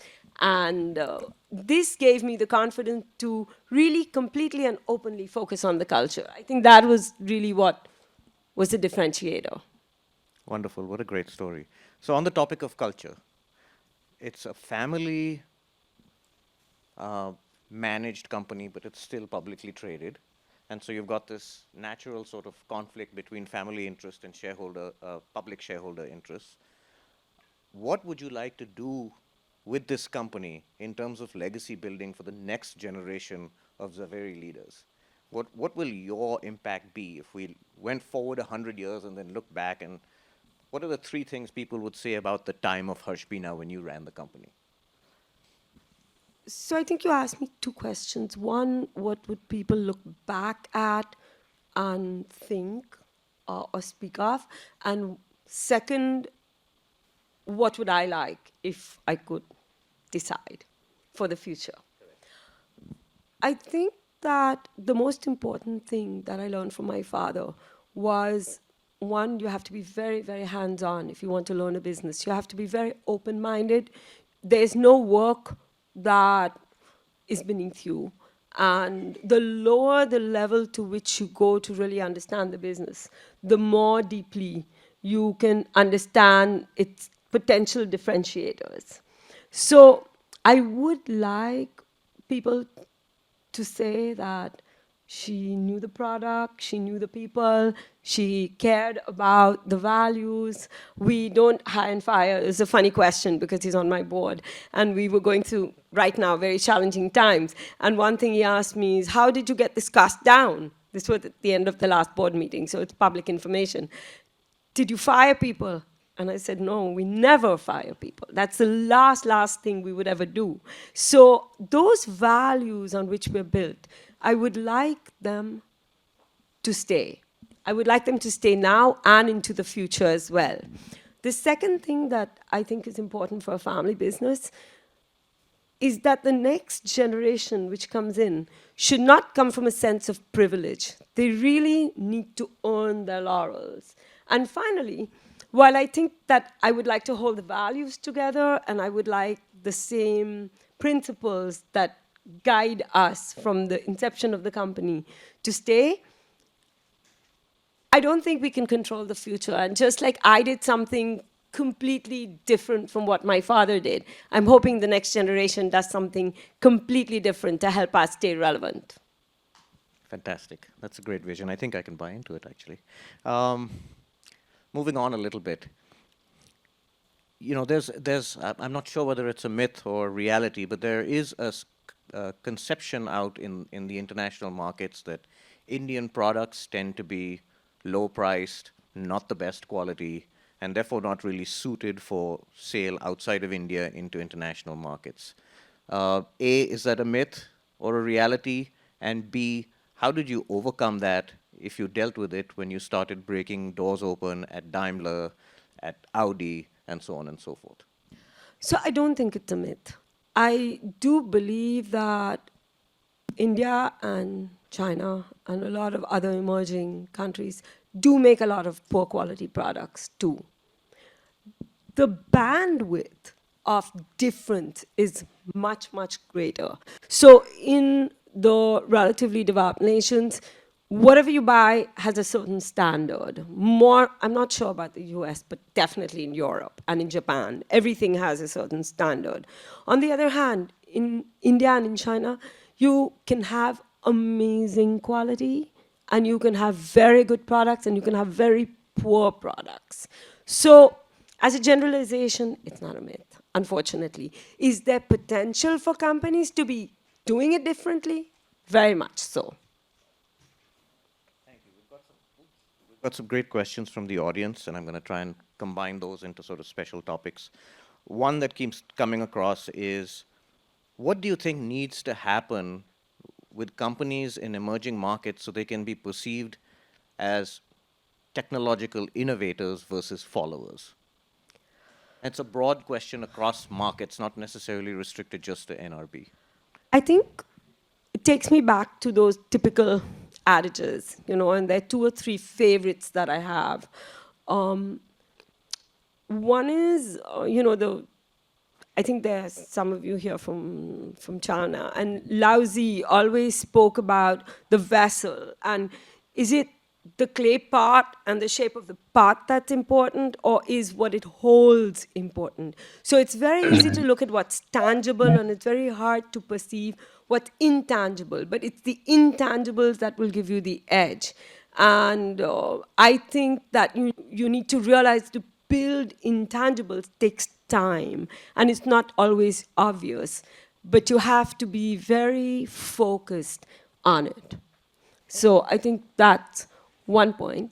The other point in relation to building something hugely differentiated is that it takes time, but it doesn't take as long as you think. You can really do something quite amazing in 10 years. You can completely change your future in 10 years. Fabulous. So you've spoken about culture, you've spoken about being an anthropologist. There's a few questions here that have come through the crowd that also kind of point to the question of culture. And I'm going to try and combine a few questions into one. What do you and can you do in a family-run company that creates a truly a meritocracy within your organization, not one where sycophancy seems to be the call of the day? How do you create a meritocracy in this kind of environment? What have you done, and what will your legacy be in that regard? So your question was more interesting, which you told me just before I walked in here. I'm going to actually paraphrase his question and then answer it. It says, they say family business is messy business. What advice would you give young people who are dealing with the choice of whether they should join a family business or not? Is it okay if I flip that question? Because I think that's a fundamental issue. My advice, in hindsight, is create choices for yourself.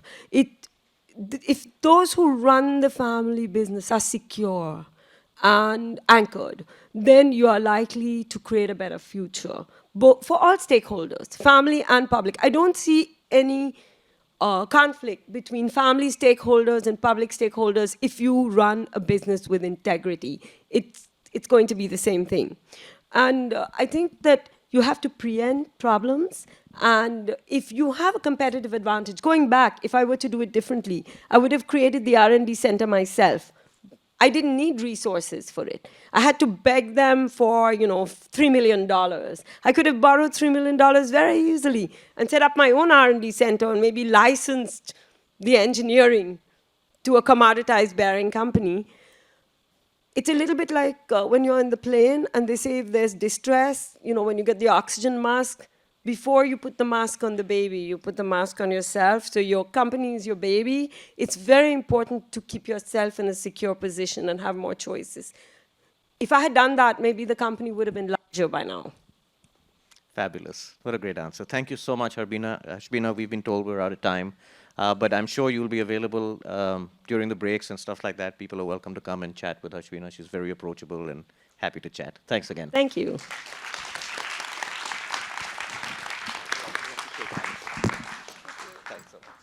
Thank you so much, Rustam and Hashbina, for such an insightful discussion. I would like to invite you all for the coffee break and would expect you to be back in 15 minutes. Thank you so much. Thank you.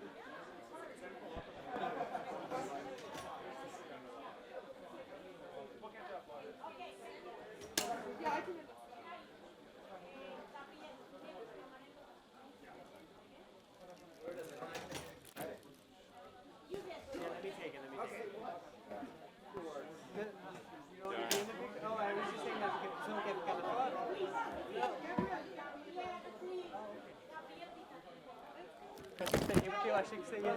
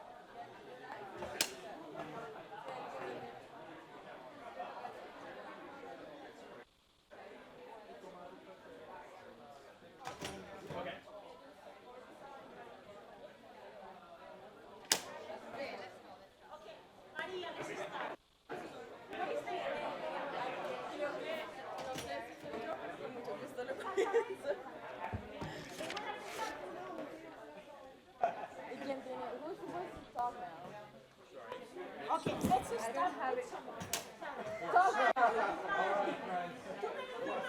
All right, friends, we're going to resume here momentarily. If we could all just return to our seats. No, this is not the one. This is not the paper. Where's my paper? I left it somewhere. Here's one. Okay, let's keep this. And there's some for it. So we are going to announce the winners of the case competition. Is Gabrielle here somewhere? Yeah. Gabrielle, do you want to do the honors? Well, first let's assemble everyone. Maria, do you want to bring people in? Of course. Thank you.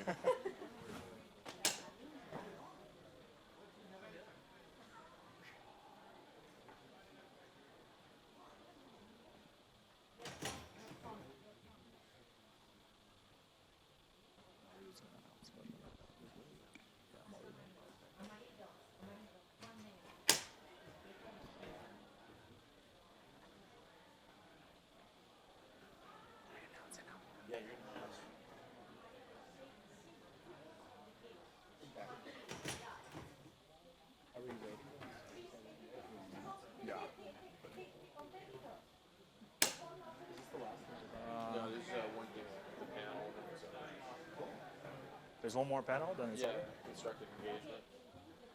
Oh, Pfizer, that's it. Exactly. I'll leave you know, by the way, Charlie. Okay. Pleasure. You a Cornell Tech guy? Yeah. Cool. Good stuff. What do you do now? Corporate strategy. Where? MasterCard. Oh, nice. What was your background prior to business school? Enterprise strategy. Nice. Much I'm sure with enterprise strategy. Good Yeah. stuff. Sooner or later, I'm gonna get a real job that doesn't involve making up business cases. Like one of these days, I'm going to be held to numbers. Oh, we're not. How about you guys? I'm an undergrad actually, but I think I'm going back to the same firm I was investment bank, M&A and structuring. M&A is pro. Let's do it. That I like. That was M&A on the buying side. What banks? On buying side, on MasterCard.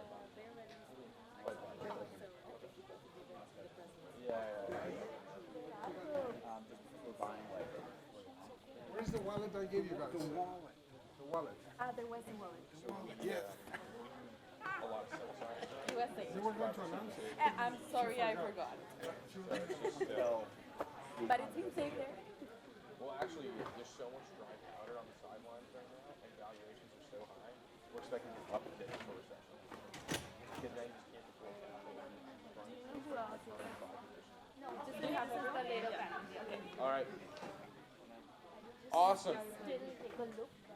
So thank you all for joining us today and taking your seats. We're now going to pass this to Amarildo to announce the case winners.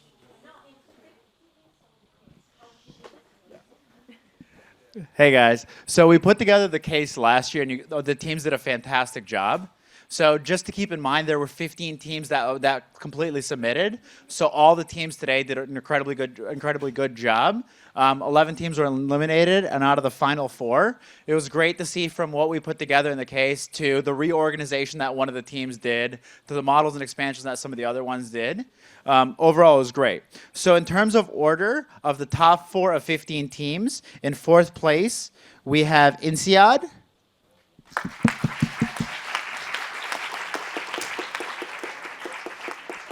In 3rd place of 15, we have CKGSB.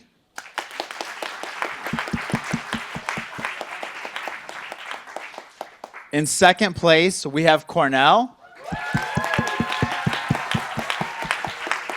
So we know who that leaves for 1st place. That's Unidas, which I've said wrong now.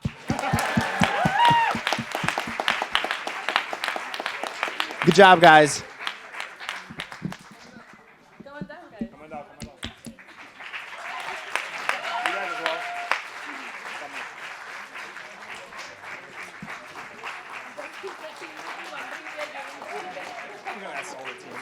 Yeah, for photos. Good job, guys. I don't know.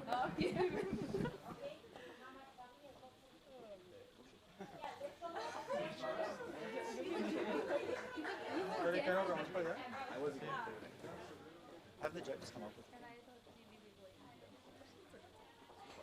So ask the teams and the judges to stand in front of the chairs for a photo.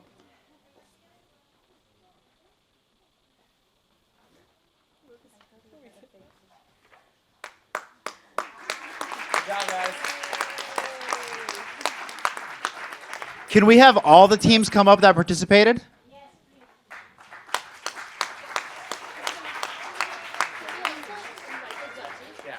We'll have teams and we'll judge them.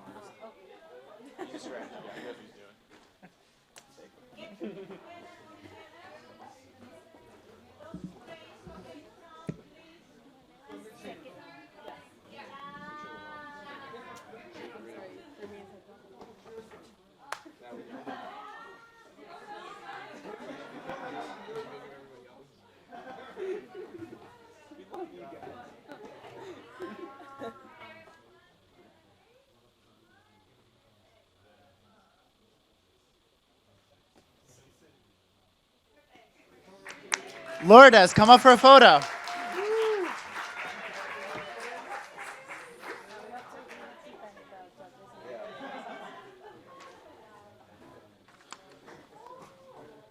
We also want to thank our fantastic judges. Can we get a round of applause for our great judges?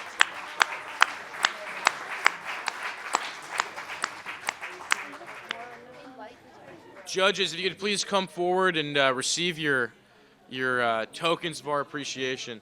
Yeah, please come forward to take pictures and get these wonderful EMI gifts. I think they haven't heard. Judges, please come forward. We love a picture.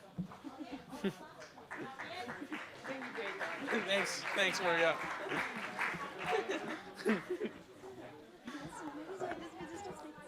Just give the judges that you like best gifts. Just give out a couple gifts.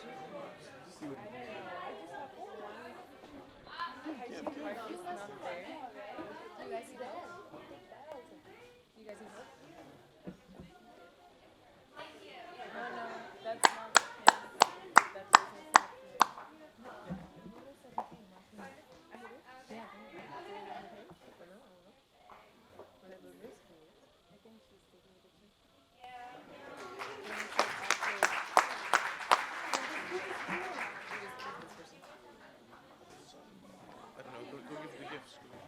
I really don't know. Ask. So is it time for the constructive engagement panel yet?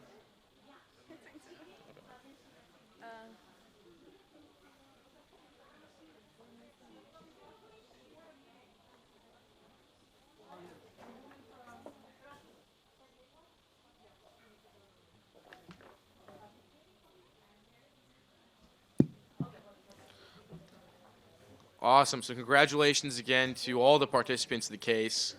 It was really well done. We appreciate having you guys. And now for our final panel of the day, building constructive engagement. This is kind of a nice summation of everything we've heard today. There's so much going on around the world in emerging markets and increasing frictions. We want this panel to kind of serve to build bridges amid this kind of political uncertainty and friction. So we look forward to this meaningful exchange of ideas between the world and the West. And I invite Bianca Chen to come forward. She's going to be moderating this panel.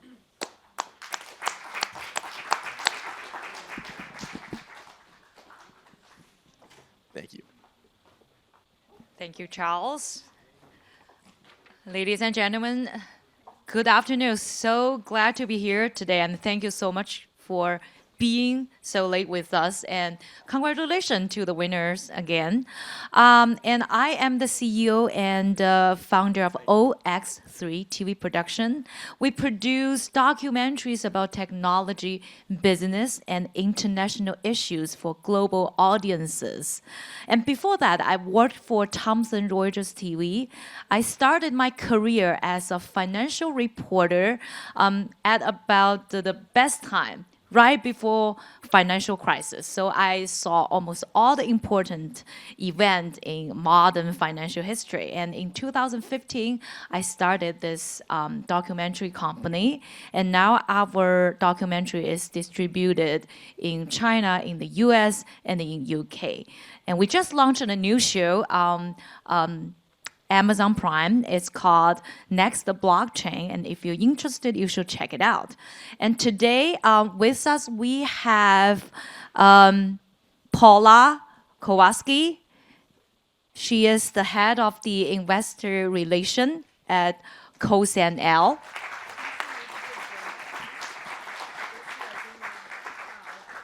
Also, we have Charles Faraz. He's the CEO of ETAL USA Asset Management.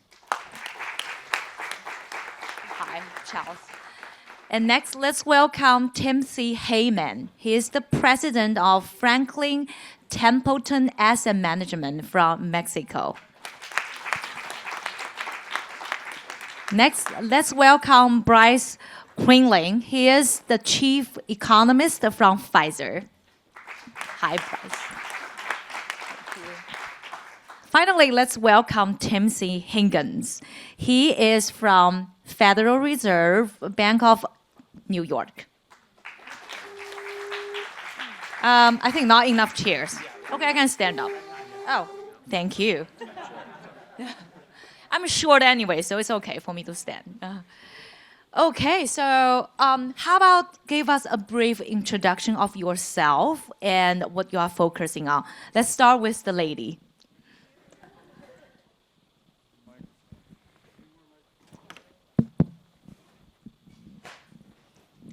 Hi, hi everyone. Thanks for the opportunity of being here. I'm sorry, I'm a little bit sorry about my voice because I got a little cold, but I'll try my best to make myself understandable. So I work for Cosan, which is one of the largest Brazilian conglomerates in with businesses in energy and logistics. We basically have 5 different verticals, if you like. We do sugar and ethanol production, fuels distribution, lubricants distribution, gas distribution, and we own the largest railway company in Latin America. Hi, good afternoon. My name is Charles Ferraz. I work for Itaú. Itaú is the biggest private-owned bank in Brazil. So I'm the CEO of Itaú USA Asset Management. So we are part of the asset management business. Today we manage about $180 billion with 3.2 million clients. So that's our job, is to try to understand what's going on and help our clients to, manage their investments. Hello, everybody. My name is Timothy Heyman. Once again, I'd like to thank Lourdes for this invitation. This is the 3rd year in a row I've been at this conference. It's always a pleasure and privilege, and I always learn a lot. I'm the head of Franklin Templeton Investments in Mexico. I sold my company to Franklin Templeton in 2013. Franklin Templeton, you may know, is probably the 3rd largest asset management company listed on the New York Stock Exchange, about $690 billion. In Mexico, we built up the business from nothing. We have a balanced business between mutual funds and institutional asset management, between pension funds and endowment funds. That's our business, and we obviously have to understand what's going on in Mexico in order to manage money in Mexico. Hello, my name is Bryce Quillen. Thank you very much for having me here this afternoon. I really appreciate it. I'm presently the head of global economics at Pfizer, which by some metrics is the largest biopharmaceuticals organization in the world. And I've been in this role for around 2 years, and prior to that I was 15 years at either the World Bank or the IMF.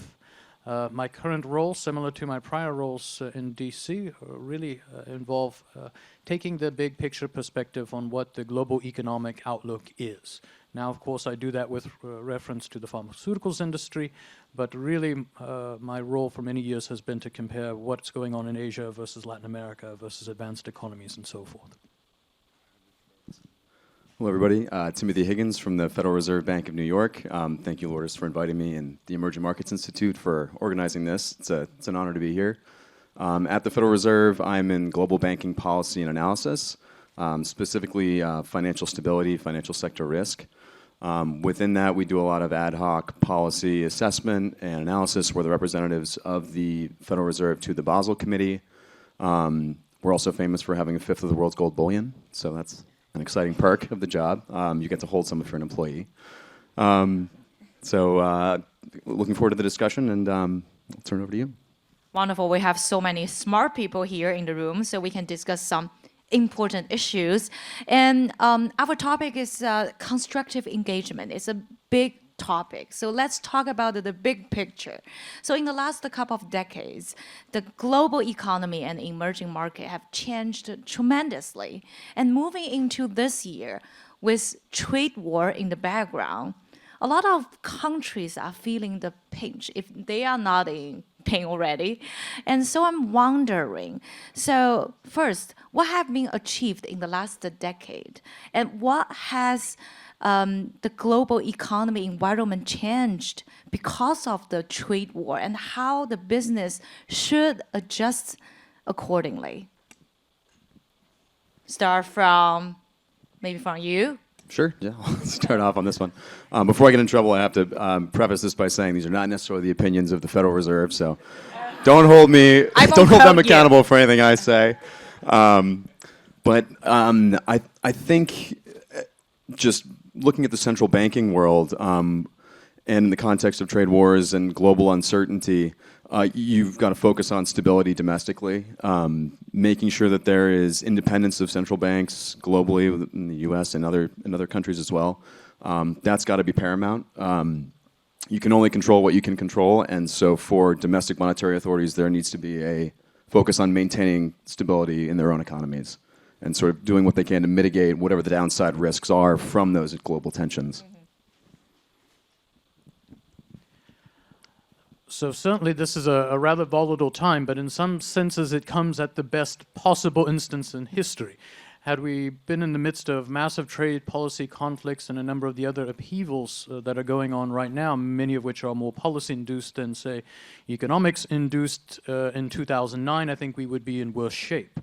I mean, over the last 20, 25 years, we've just seen huge amounts of convergence, though from a low base, between emerging developing economies and advanced economies. 20 years ago, the stock of emerging developing economies combined GDP was about 15% of that of advanced economies. Now it's closer to 25%, much of it driven by China, but not just by China. And now what has underpinned that growth, and what of that, underpinning towards further convergence is at risk, with the current trends that we see now if we extrapolate forward? One thing that has underpinned is certainly a massive improvement in the business environment broadly across the emerging market space, and that applies in a variety of different contexts.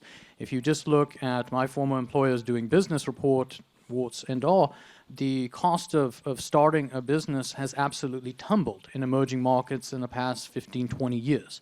It used to cost the average entrepreneur in some environments as much as 150% of per capita GDP to get a business off the ground.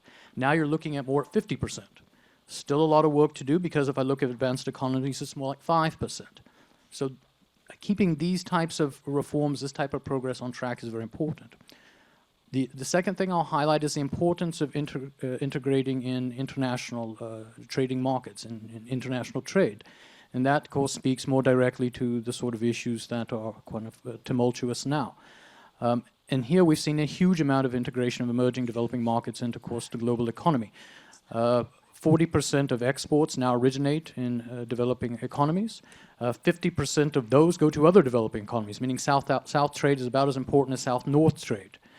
So keeping this on track, I think, is very important to try to continue to close that convergence gap. And then I'll end with kind of one more sort of microeconomic consideration, which I think is only somewhat tangentially related to some of the high-frequency sort of risks that we've been talking about in the newspaper over the past, couple of years or so, and that is that the sorts of things that have driven some of this convergence, notwithstanding the business environment, the trade, and so forth, has really been very much an export-oriented sort of model that has relied very heavily on continuing growth in aggregate demand, particularly consumer demand in advanced economies.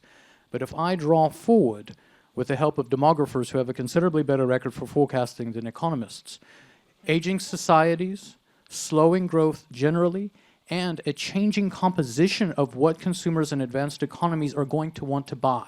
There's going to be less demand for consumer perishables and more demand for non-traded services, which means that the importance of getting the domestic aggregate demand behind pushing that convergence gap closer and closer to being closed is going to be absolutely paramount.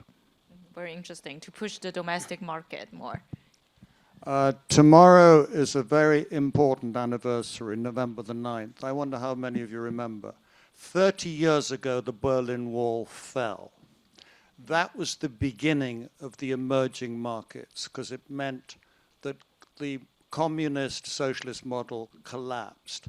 So frontiers opened from a political regulatory point of view. That was a hugely important. And this was then tied with the development of technology, which the two things, the elimination of two barriers, one political and the second geographical, was the way in which the whole emerging markets category was invented. I was actually there when this happened. And so we're talking a long-term cycle where everything seems to have gone in one direction. We had the blip of 2008, which was not caused by the emerging markets. It was caused by the US problems, which then there was contagion with, but basically it's been a one-way street for emerging markets. We now have something which is different, was a wave of populism, which is calling into question the assumptions of this process, both political, technological, and it's a major issue of how the world will handle these things, both on a global basis and a local basis.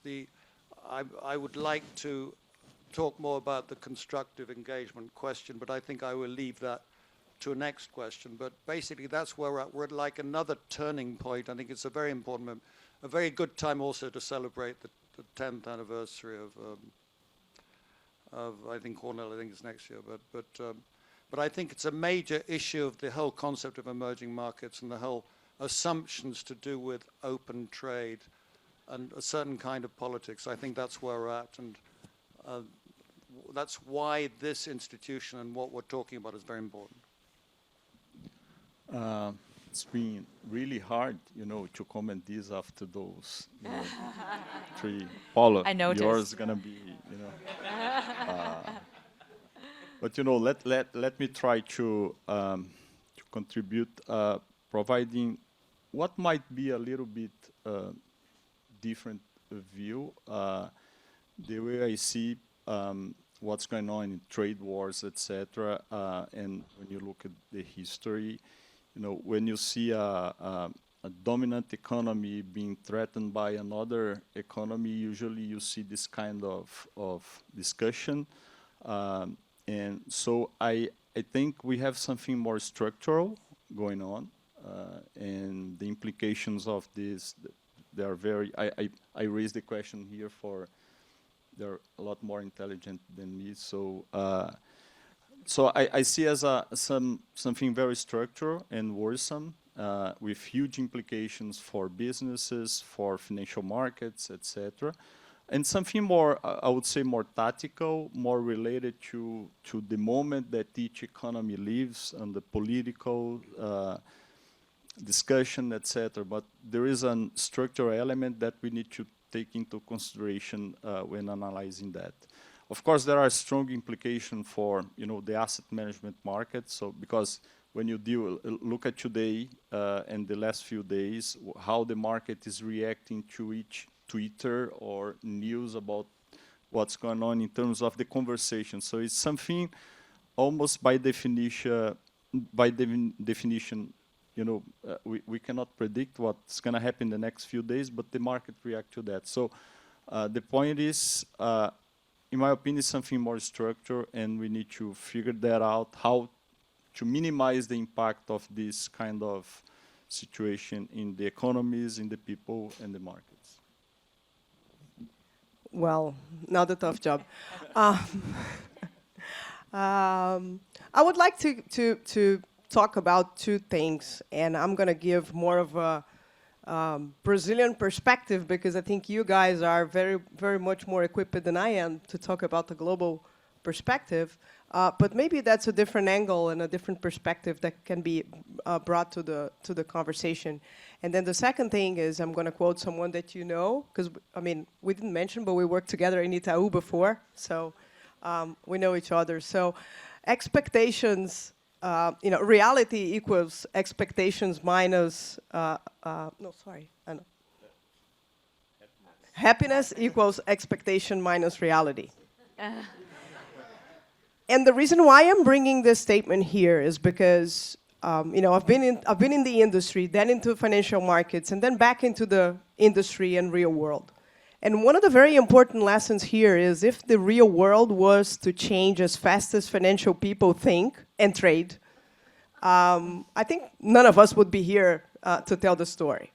Having said that, I would like to give you a little bit of the perspective from the Brazilian angle and how we see things evolving, because that's probably an interesting comparison. For example, for those who are saying China used to grow 6-7% per annum, and now, oh my goodness, is gonna grow 5%. Maybe that's not that bad, So talking about Brazil over the last 10 years, unfortunately, we weren't able to benefit from the kind of great years of strong commodity prices and strong markets. And right when we seem to be organizing ourselves into more of a sustainable growth period, having had a huge change in government from like 20 plus years of social democracy into more of a liberal approach to the economy. So for me, is like for the first time in forever, you see someone talking about, seriously talking about opening up the economy, reducing import taxes, making sure we are reducing the inefficiencies of the country and thinking about productivity and things like that. And then again, we just had our pension reform passed through the government. There's been important announcements regarding the tariff, the tax reform and political reform and other reforms that will probably put Brazil in a nice situation to grow from now on. Add to that the fact that, unfortunately, but in this case, it's going to be a good thing, that we have probably 20% of idle capacity in our economy, and we have 12%-ish levels of unemployment. So that means maybe while the world is discussing whether China is going to grow 5 or 6 and how that will impact the global economy, we'll have a chance to grow in Brazil because there is the infrastructure, the capacity is there, because inflation rates are low and will probably continue as such, because there's a lot of unemployment, which means availability of people to grow with no, and in all those cases, with very little inflationary pressure. So chances are that we are moving into a more of a liberal way of thinking in a pretty good moment. Does that mean we're going to grow like China 5 or 6%? Probably not. But it does mean we may grow 2 or 3% on a sustainable basis. And that's probably a good thing in this new environment. So I think at the end of the day, the comment here would be, maybe we should reduce a little bit some of the expectations and think about what's going on, because the trade war, one way or the other, will probably be resolved. And one way or the other, the Brexit story will be resolved. And one way or the other, the global economy will continue to grow 2 or 3% per annum. So I think that's a great opportunity for emerging markets in general, for Brazil in particular, to maybe lead a little bit more what's going on globally. And I've seen an interesting forecast the other day saying that half of the global growth was driven by emerging markets in the past, and China accounted for half of that. And chances are that 50% of the global growth, maybe more than that, will be driven by emerging markets, but not necessarily by China. So that means the rest of the emerging markets, and that word, the rest, doesn't sound really nice, but emerging markets ex-China will have a very important role in driving global growth going forward. Totally. Sounds very optimistic.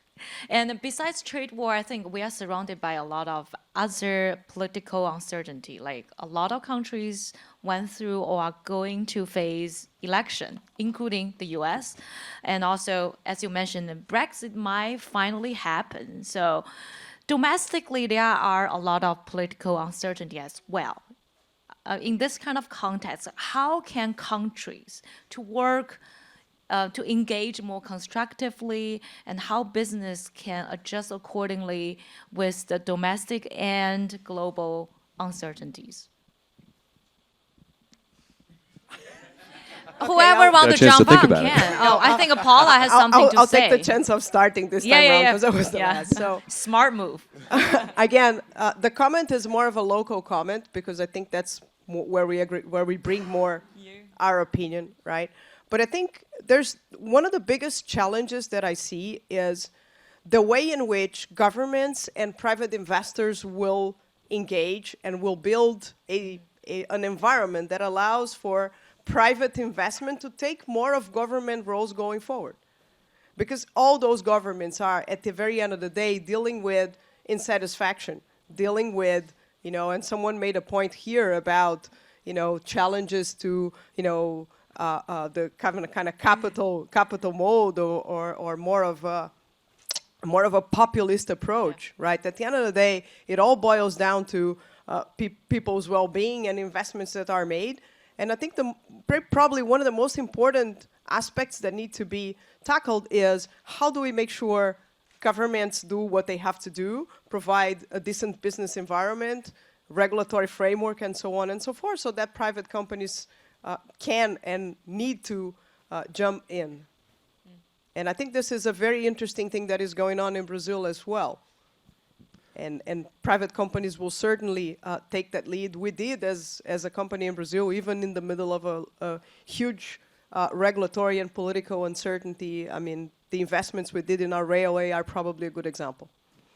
I'd piggyback on that just really quickly. And this is the election cycle. It is a referendum on populism, right? We've had experiences with it now in multiple countries for multiple years. Before, it was sort of an unknown, and now it's a chance for people to vote on whether they want more of this or not. So this is the turning point, at least in the US and in other countries as well. And we're going to see whether there's going to be more of this to come or whether this is a one-off and countries move on. If I may add on those comments, you know, when you mention about this political uncertainty, I think it's part is the, I would say this is the intrinsic value of democracy, right? So people go, discuss, have different opinions, different point of views. Sometimes you strongly disagree with those points, but in the end, people elect someone that's going to try to implement those policies. So I think this is part of the game. I think it's healthy. Like we are not, but that's it seems to be the best way to proceed. What I see, and related to the point that we just discussed about this structural conflict, I would say, I think there is a tendency from the people that instead of focusing in solving their own problems, each country has different challenges. When you have a situation like that, it's very, charming. I was trying to find a better word that I could pronunciate here, but it's somehow charming for populists to say, look, we do not have a problem. The problem is that the foreigners that are, attacking us. So so that's a challenge because the people, might be eluded by that. I'd like to slightly change the word and say we've not just had a rise of populism, we've had a rise of an old word that seemed to have disappeared completely, at least from the academic lexicon, and that is mercantilism. Mercantilism never disappeared, of course.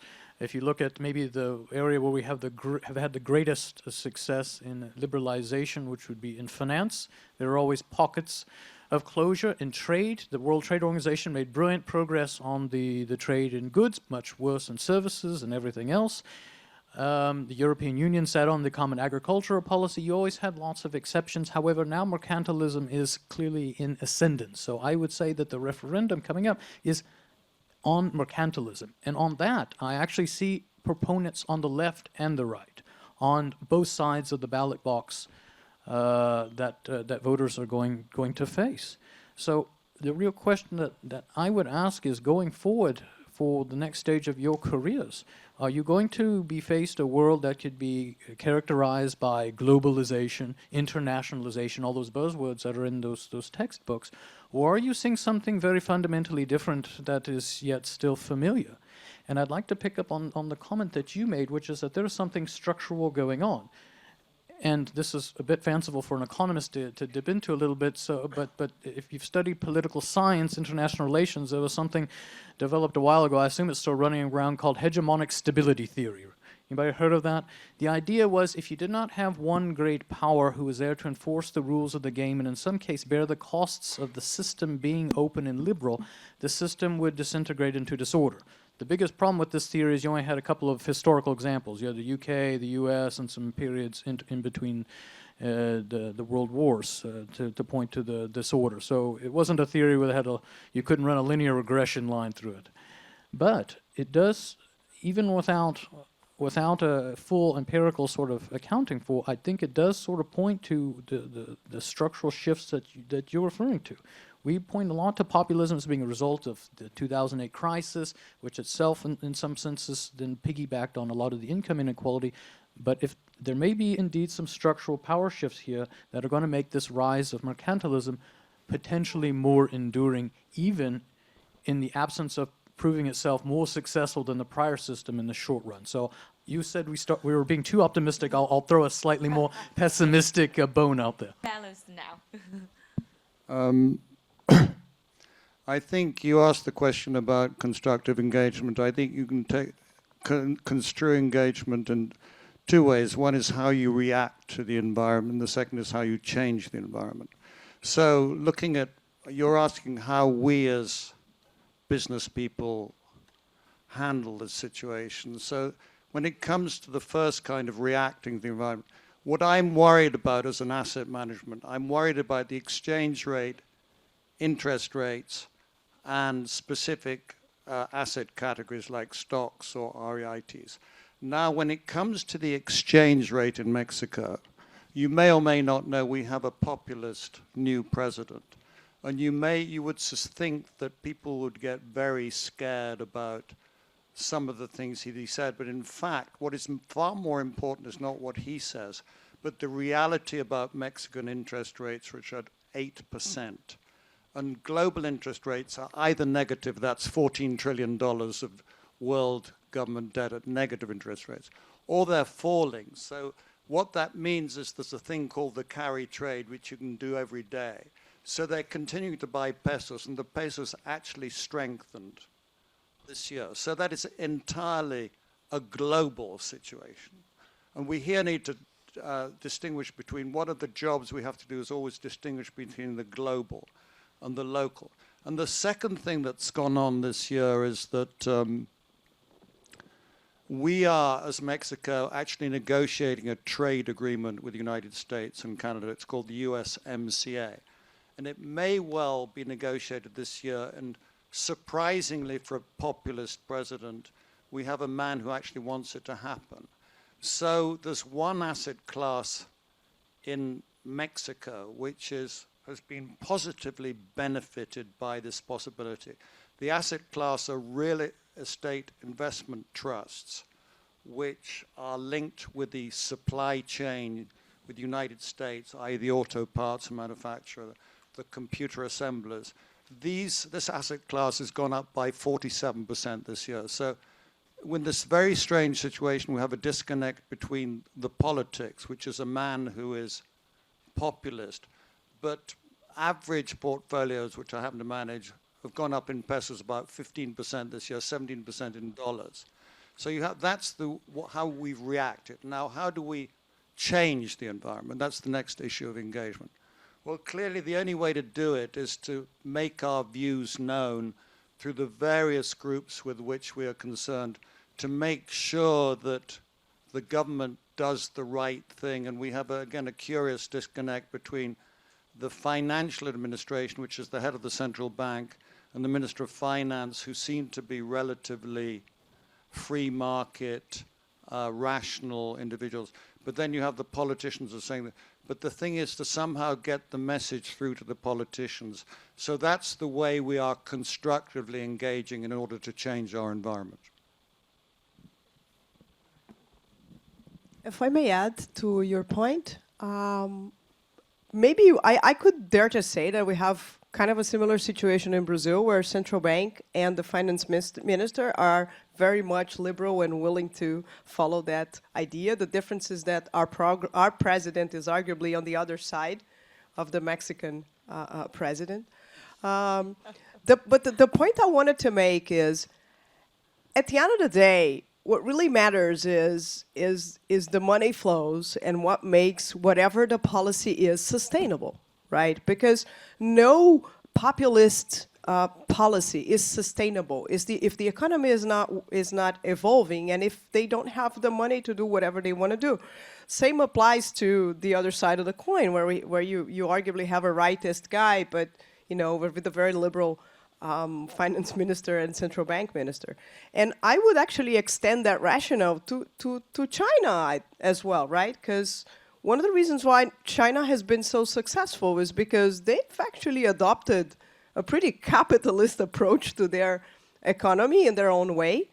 And probably the thing that they did better than the others is that they've been very mindful of the well-being of the people and of the families. And at the end of the day, they're still seeing a positive evolution on their per capita GDP or what have you, which makes them probably less affected by the politics or less worried about the politics and more focused on what's really important, which is making sure the economy moves forward.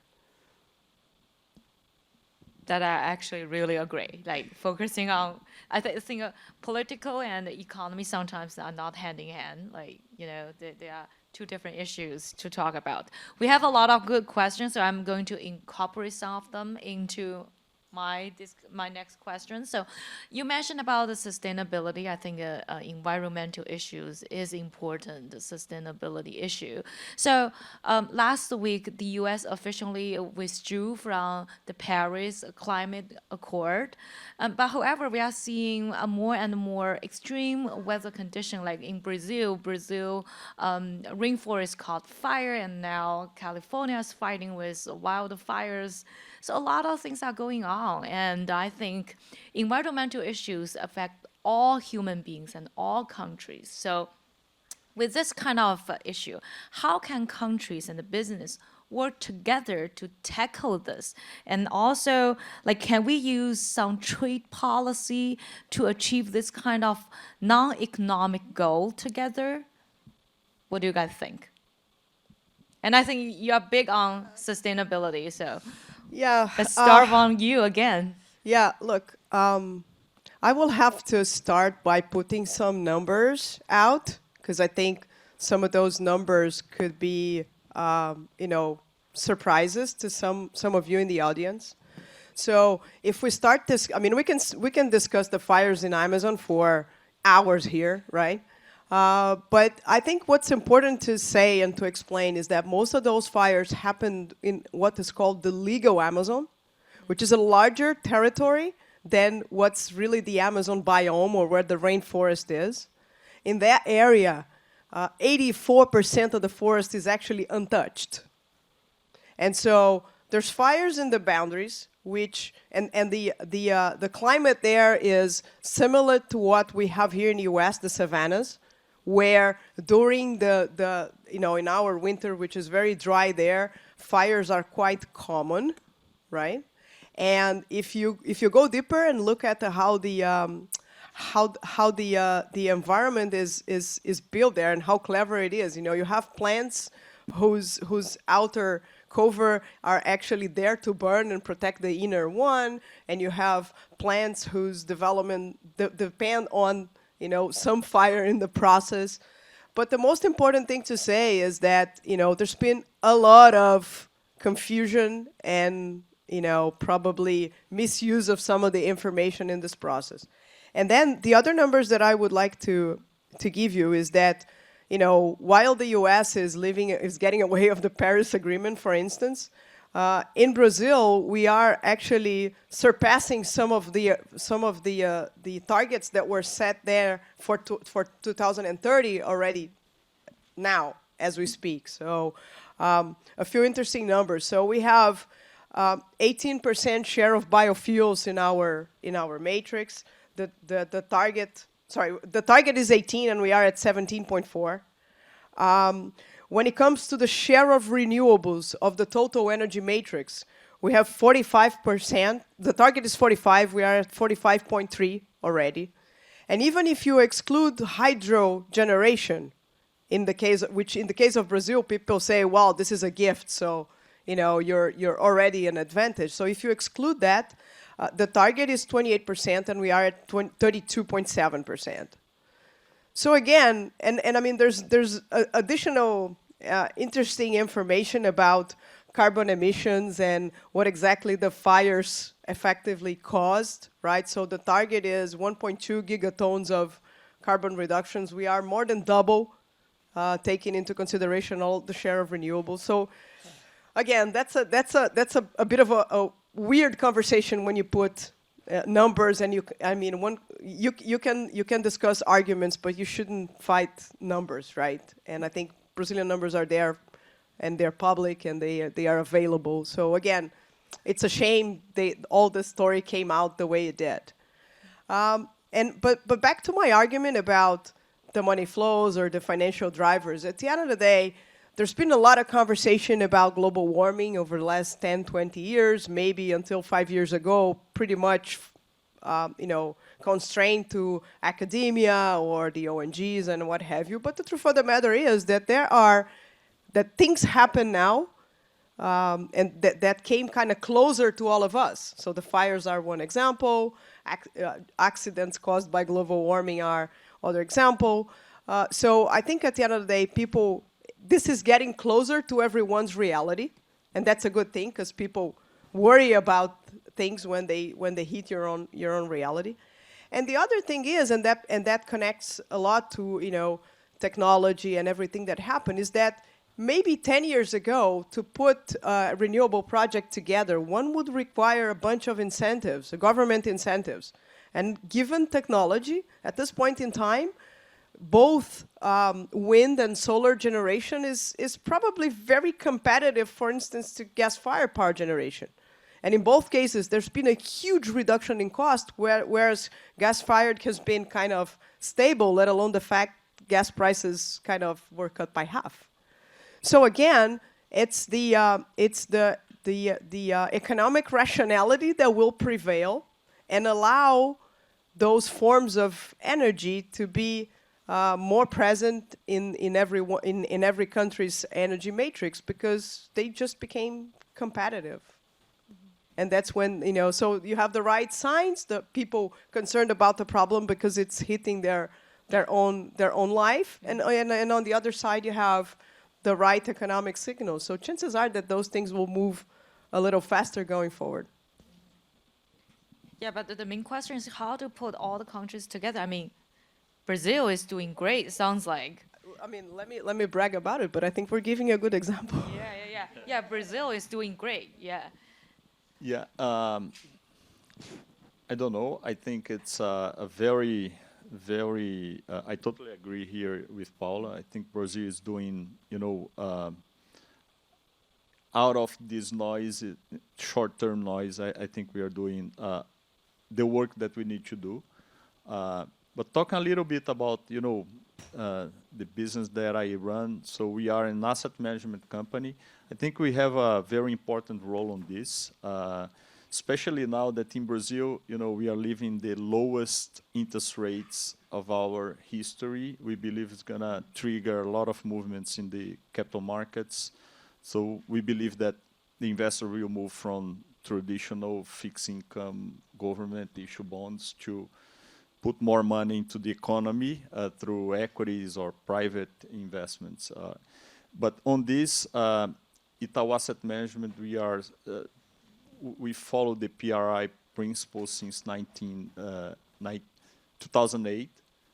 So we are very proud of this. So we've been recognized by some important institutions. So we've been elected one of the, in fact, the only Latin American asset manager in the top 10 in terms of using ESG and responsible investment principles. So I think we, as an asset management company, we have this duty to the society, and it's totally consistent with our business, which is, in the end, we have to make good decisions, we have to make good investments for our clients.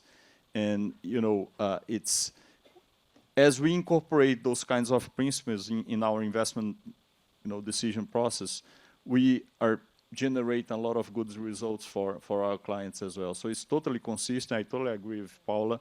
So we have to have economic rationality behind that. Otherwise, it's not sustainable. It's just a wish, and it's not sustainable.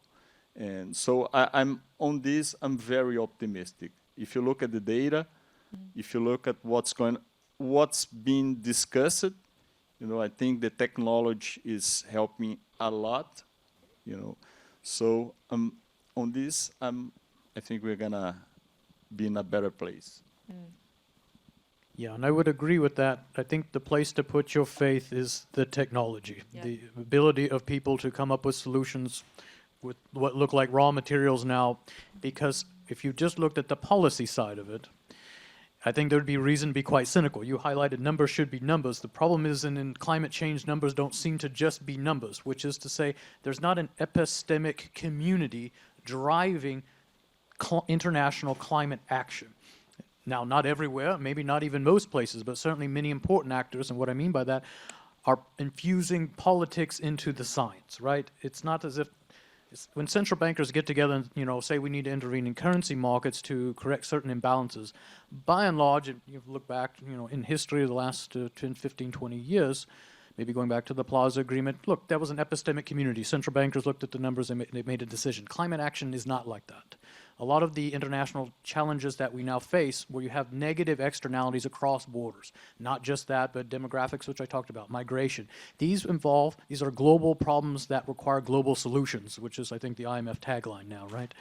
The problem is that because of the distributional costs in the thing, we're just not making real progress on solutions that everybody is buying into, including some of the most important actors who, in their view, have the biggest amount to lose. But I think slowly we're seeing the incentives aligned between climate action and where the money needs to flow. But at the end of the day, it's got to be a private sector technology solution. So my only open question is this. If I look back on all the big problems that technology has solved in the past 50 years or so, though there's a sort of a myth around that it was a couple of guys in a hoodie in a garage in California that drove a lot of these changes, at the end of the day, it was private sector money that galvanized, that catalyzed a lot of that private sector activity. A lot of those guys in hoodies were realizing tax credits and other types of public sector intervention. And there's a book actually by Simon Johnson that just came out that made this point. We are living in an era in which the government is no longer serving in that catalytic function anything like it used to. Heck, you can't even go buy a Tesla with the same types of government incentives that you could have a couple of years ago. So can we reach those solutions without our traditional big-pocketed catalytic converter? I think that's the open question, the only reason I would be somewhat cynical. Again, making the point on the money flows. This whole ESG revolution, right, is something that really comes to help, because if people that buy Itaú funds or that ask you to manage their money are concerned about the environment and are concerned about climate change and want you to invest with a certain level of criteria in this regard, that means you will be more careful in choosing the companies you invest in, and more so, it will make the companies more willing to, if you like, do investments that are sustainable. So to me, this is a bit of a virtuous cycle, and things are moving very fast. At this point, I would say maybe 50% of the assets under management in Europe are somehow ESG concerned or would have some sort of a restriction in investing in companies that do not have that kind of score or a decent score in that regard. US is probably 2025, so it's a big amount of money available and willing to flow into those initiatives or willing to fund those initiatives. And I think, again, I don't want to sound too optimistic, don't get me wrong, but the point I'm making is there's people, the reason why I think it might work this time is, one, because people are more conscious. Two, there's money to be invested. And three, there's technology to help that happen. It doesn't mean it's going to be sorted out in 5 years. So hope is there. Yeah. This question is very interesting, especially if we have people from Brazil, from Mexico. So is that possible in Latin America to build something like EU, to have a kind of a free trade zone to stimulate the economy?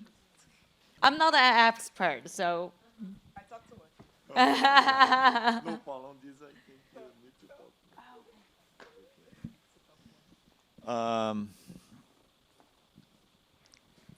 I don't think so.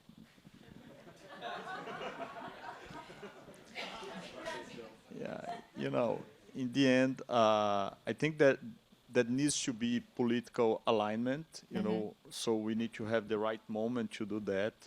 I think, for instance, talking about Brazil, it's still a very close economy, so it's not an important theme in the agenda, and sometimes the rationality of the discussion, it's it's blurred by the politics, you know. So on this, I'm not optimistic at all. I guess not. I think on Mexico, it's very clearly oriented towards North America, what was NAFTA, which will become the USMCA. It's quite possible that the deal will be signed before the end of the year. I think Mexico is much more northward looking than southward looking, so I think that's the way it will play out in Mexico. I don't think they'll be that concerned about having a free trade deal with the rest of Latin America. Another question. So since the financial crisis, a lot of technology have been deployed in financial sector, and also financial inclusion has been a big issue. And for my blockchain documentary, I traveled to Brazil, to some developing countries. I saw people are using alternative financial options outside of the traditional banking sectors, and also like UNICEF, these kind of organizations are trying to build payment system to help kids to avoid the disruptions from a war or government change. So from your observation, what kind of impact has fintech making on these emerging markets countries? I'll start off with this one. So fintech, but I think more broadly, non-bank financial companies have been expanding very, very rapidly since the crisis, in emerging markets in particular. And when I think about how to assess that, mentally I have sort of a 2x2 matrix for this, where I think of the social upside, the social risk, and the financial or the business upside and the financial or business risk. The social upside is very clear. It's very well documented. It's fundamentally improvement in quality of living often. People have access to credit they wouldn't otherwise have. They have the ability to build credit histories. They can afford a house that they couldn't otherwise. Ease of doing business, although that sort of bleeds into the business category. So fundamentally, it's an improvement in quality of life, generally, is what you're seeing. The social, this isn't an exhaustive list, but one of the social risks here is, particularly with digital payments and anonymous online payment systems, they're often used in illicit businesses, and that's not news to anybody here, but those are businesses that can be very heavily exploitative of emerging market countries. The example that jumps to mind is human trafficking, right? And it's a horribly devastating industry, if you want to call it that. And the other potential social risk here that maybe less talked about is simple rip-off risk, I guess you'd call it. A lot of people that are being included in financial markets for the first time are uneducated about what those services entail, and there's a history of sort of predatory lending practices in under-regulated or lower-regulated financial systems. So that's one of the social downsides there. On the business or financial upside, the digitization of smaller businesses just has enormous potential for improving economic growth in emerging market countries, especially when you consider that digitization process is sort of compounding in a bit like compound interest, where to the extent you have richer data sets, you can build more sophisticated tools on top of them. You've got ease of doing business between small companies, and so there's a sort of compounding effect of that evolution, I guess you could call it. One of the financial risks in greater financial inclusion is that you can have people with credit that shouldn't necessarily have it. And there may be a reason why they're not getting it from traditional channels. They're riskier, or they can, and to the extent that is overdone, where credit is extended to the bottom end of that risk spectrum, there's the potential, if it happens at scale, for the overall risk profile of countries to shift towards something that is a little bit more dangerous. It's also harder to monitor if it's outside the traditional banking system. So to wrap up, those are sort of the things I think about when I consider greater financial inclusion and fintech. It sort of rolled into that. Yeah, freedom and regulatory hurdles, yeah. In Mexico, you get a curious combination, because actually fintech ties in with populism, because one of the targets of this government is financial inclusion. I know at least 100 people who are starting fintech companies. In fact, about a month ago, I gave a talk to another business school, London Business School graduates, alumni in Mexico, and of those 100 people, about a half were doing fintech. So it's a very interesting combination of kind of populist government, where it's possible that these people might actually be favored, these modern, young people who are coming from a business school, which is not part of the sort of DNA of the new government. But it will actually be a good thing for fintech, a populist government.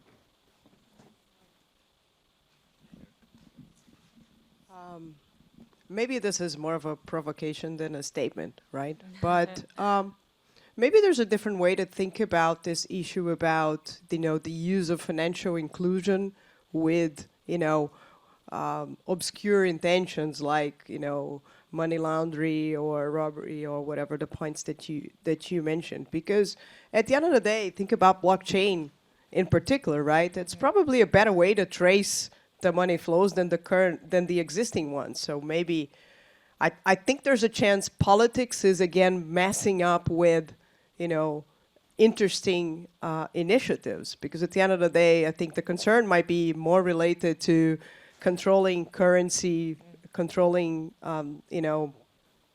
more of macro trends, which eventually, a more inclusive financial world will make more difficult.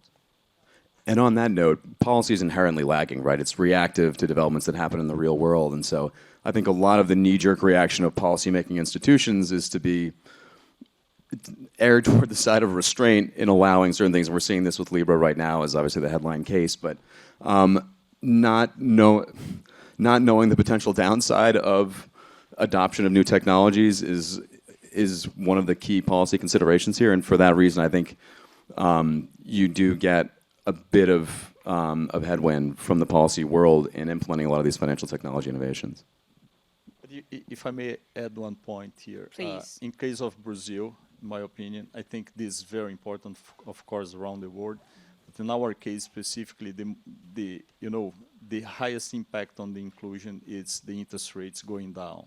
So then the government getting out of not competing with the money against the entrepreneur, etc. So that, in my opinion, will create a clear revolution in the economy for good.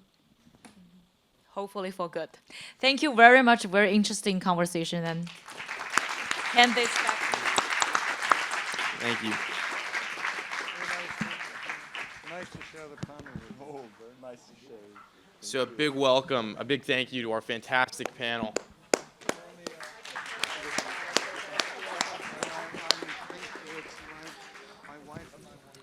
It's now my pleasure to welcome Dean Nelson to the stage. He is the Ann and Elmer Linseth Dean, the Professor of Accounting in the S.C. Johnson Graduate School of Management at Cornell University. Dean Nelson, welcome to the stage.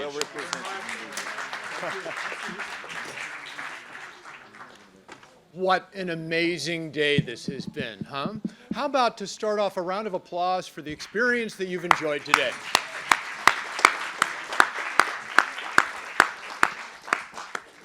So again, my name is Mark Nelson, and I'm the Dean at the Johnson Graduate School of Management. And it's an absolute pleasure to be the designated closer for this really, really interesting day, this EMI conference on building constructive engagement. When I was thinking about the time that I had with you and recognizing that I am between you and whatever comes after the conference in your day, I didn't want to go on very long, but I thought I could do three things. One is to just give you a little bit of background on EMI and Johnson. One is to highlight a few takeaways that I, as a very interested observer, gleaned from today. And the third is to give thanks. So that's my agenda, and let me start off with Johnson. So When you're thinking about the Johnson Graduate School of Management, when you're thinking about us as part of the Cornell S.C. Johnson College of Business, hopefully one of the takeaways that you're getting is that we care deeply about emerging markets. We actually founded EMI in 2010. We have over 200 alumni from our Emerging Markets Fellows program, and currently we have 41 MBA class of 20 and 18 EMBAs in process. It makes it sound like there's a manufacturing line, but you know what I mean. They're really high quality work in process. This is the fourth EMI report on emerging multinationals that was launched today. Remarkable contributions. And we're getting some recognition in this. For example, we rank in the top 10 international business according to Business Week. So these are all exciting. But the other thing to realize is that there's a ripple effect. When you're investing in faculty and programs within a school, that tends to spur additional innovation. So for example, in 2015, we launched our MBA, FMBA program in collaboration with Tsinghua University. It's going great guns, it's doing extremely well, and it's an obvious partnership with Chinese colleagues. In Latin America, we've expanded our Innovative Americas boardroom. So we have now groups of executives getting a Johnson EMBA in Monterrey, in Mexico City, in Santiago, Chile, and Lima, Peru. There's a lot going on that's sort of extending Cornell into emerging markets, and I think that's important. And then the other thing that I just want people to realize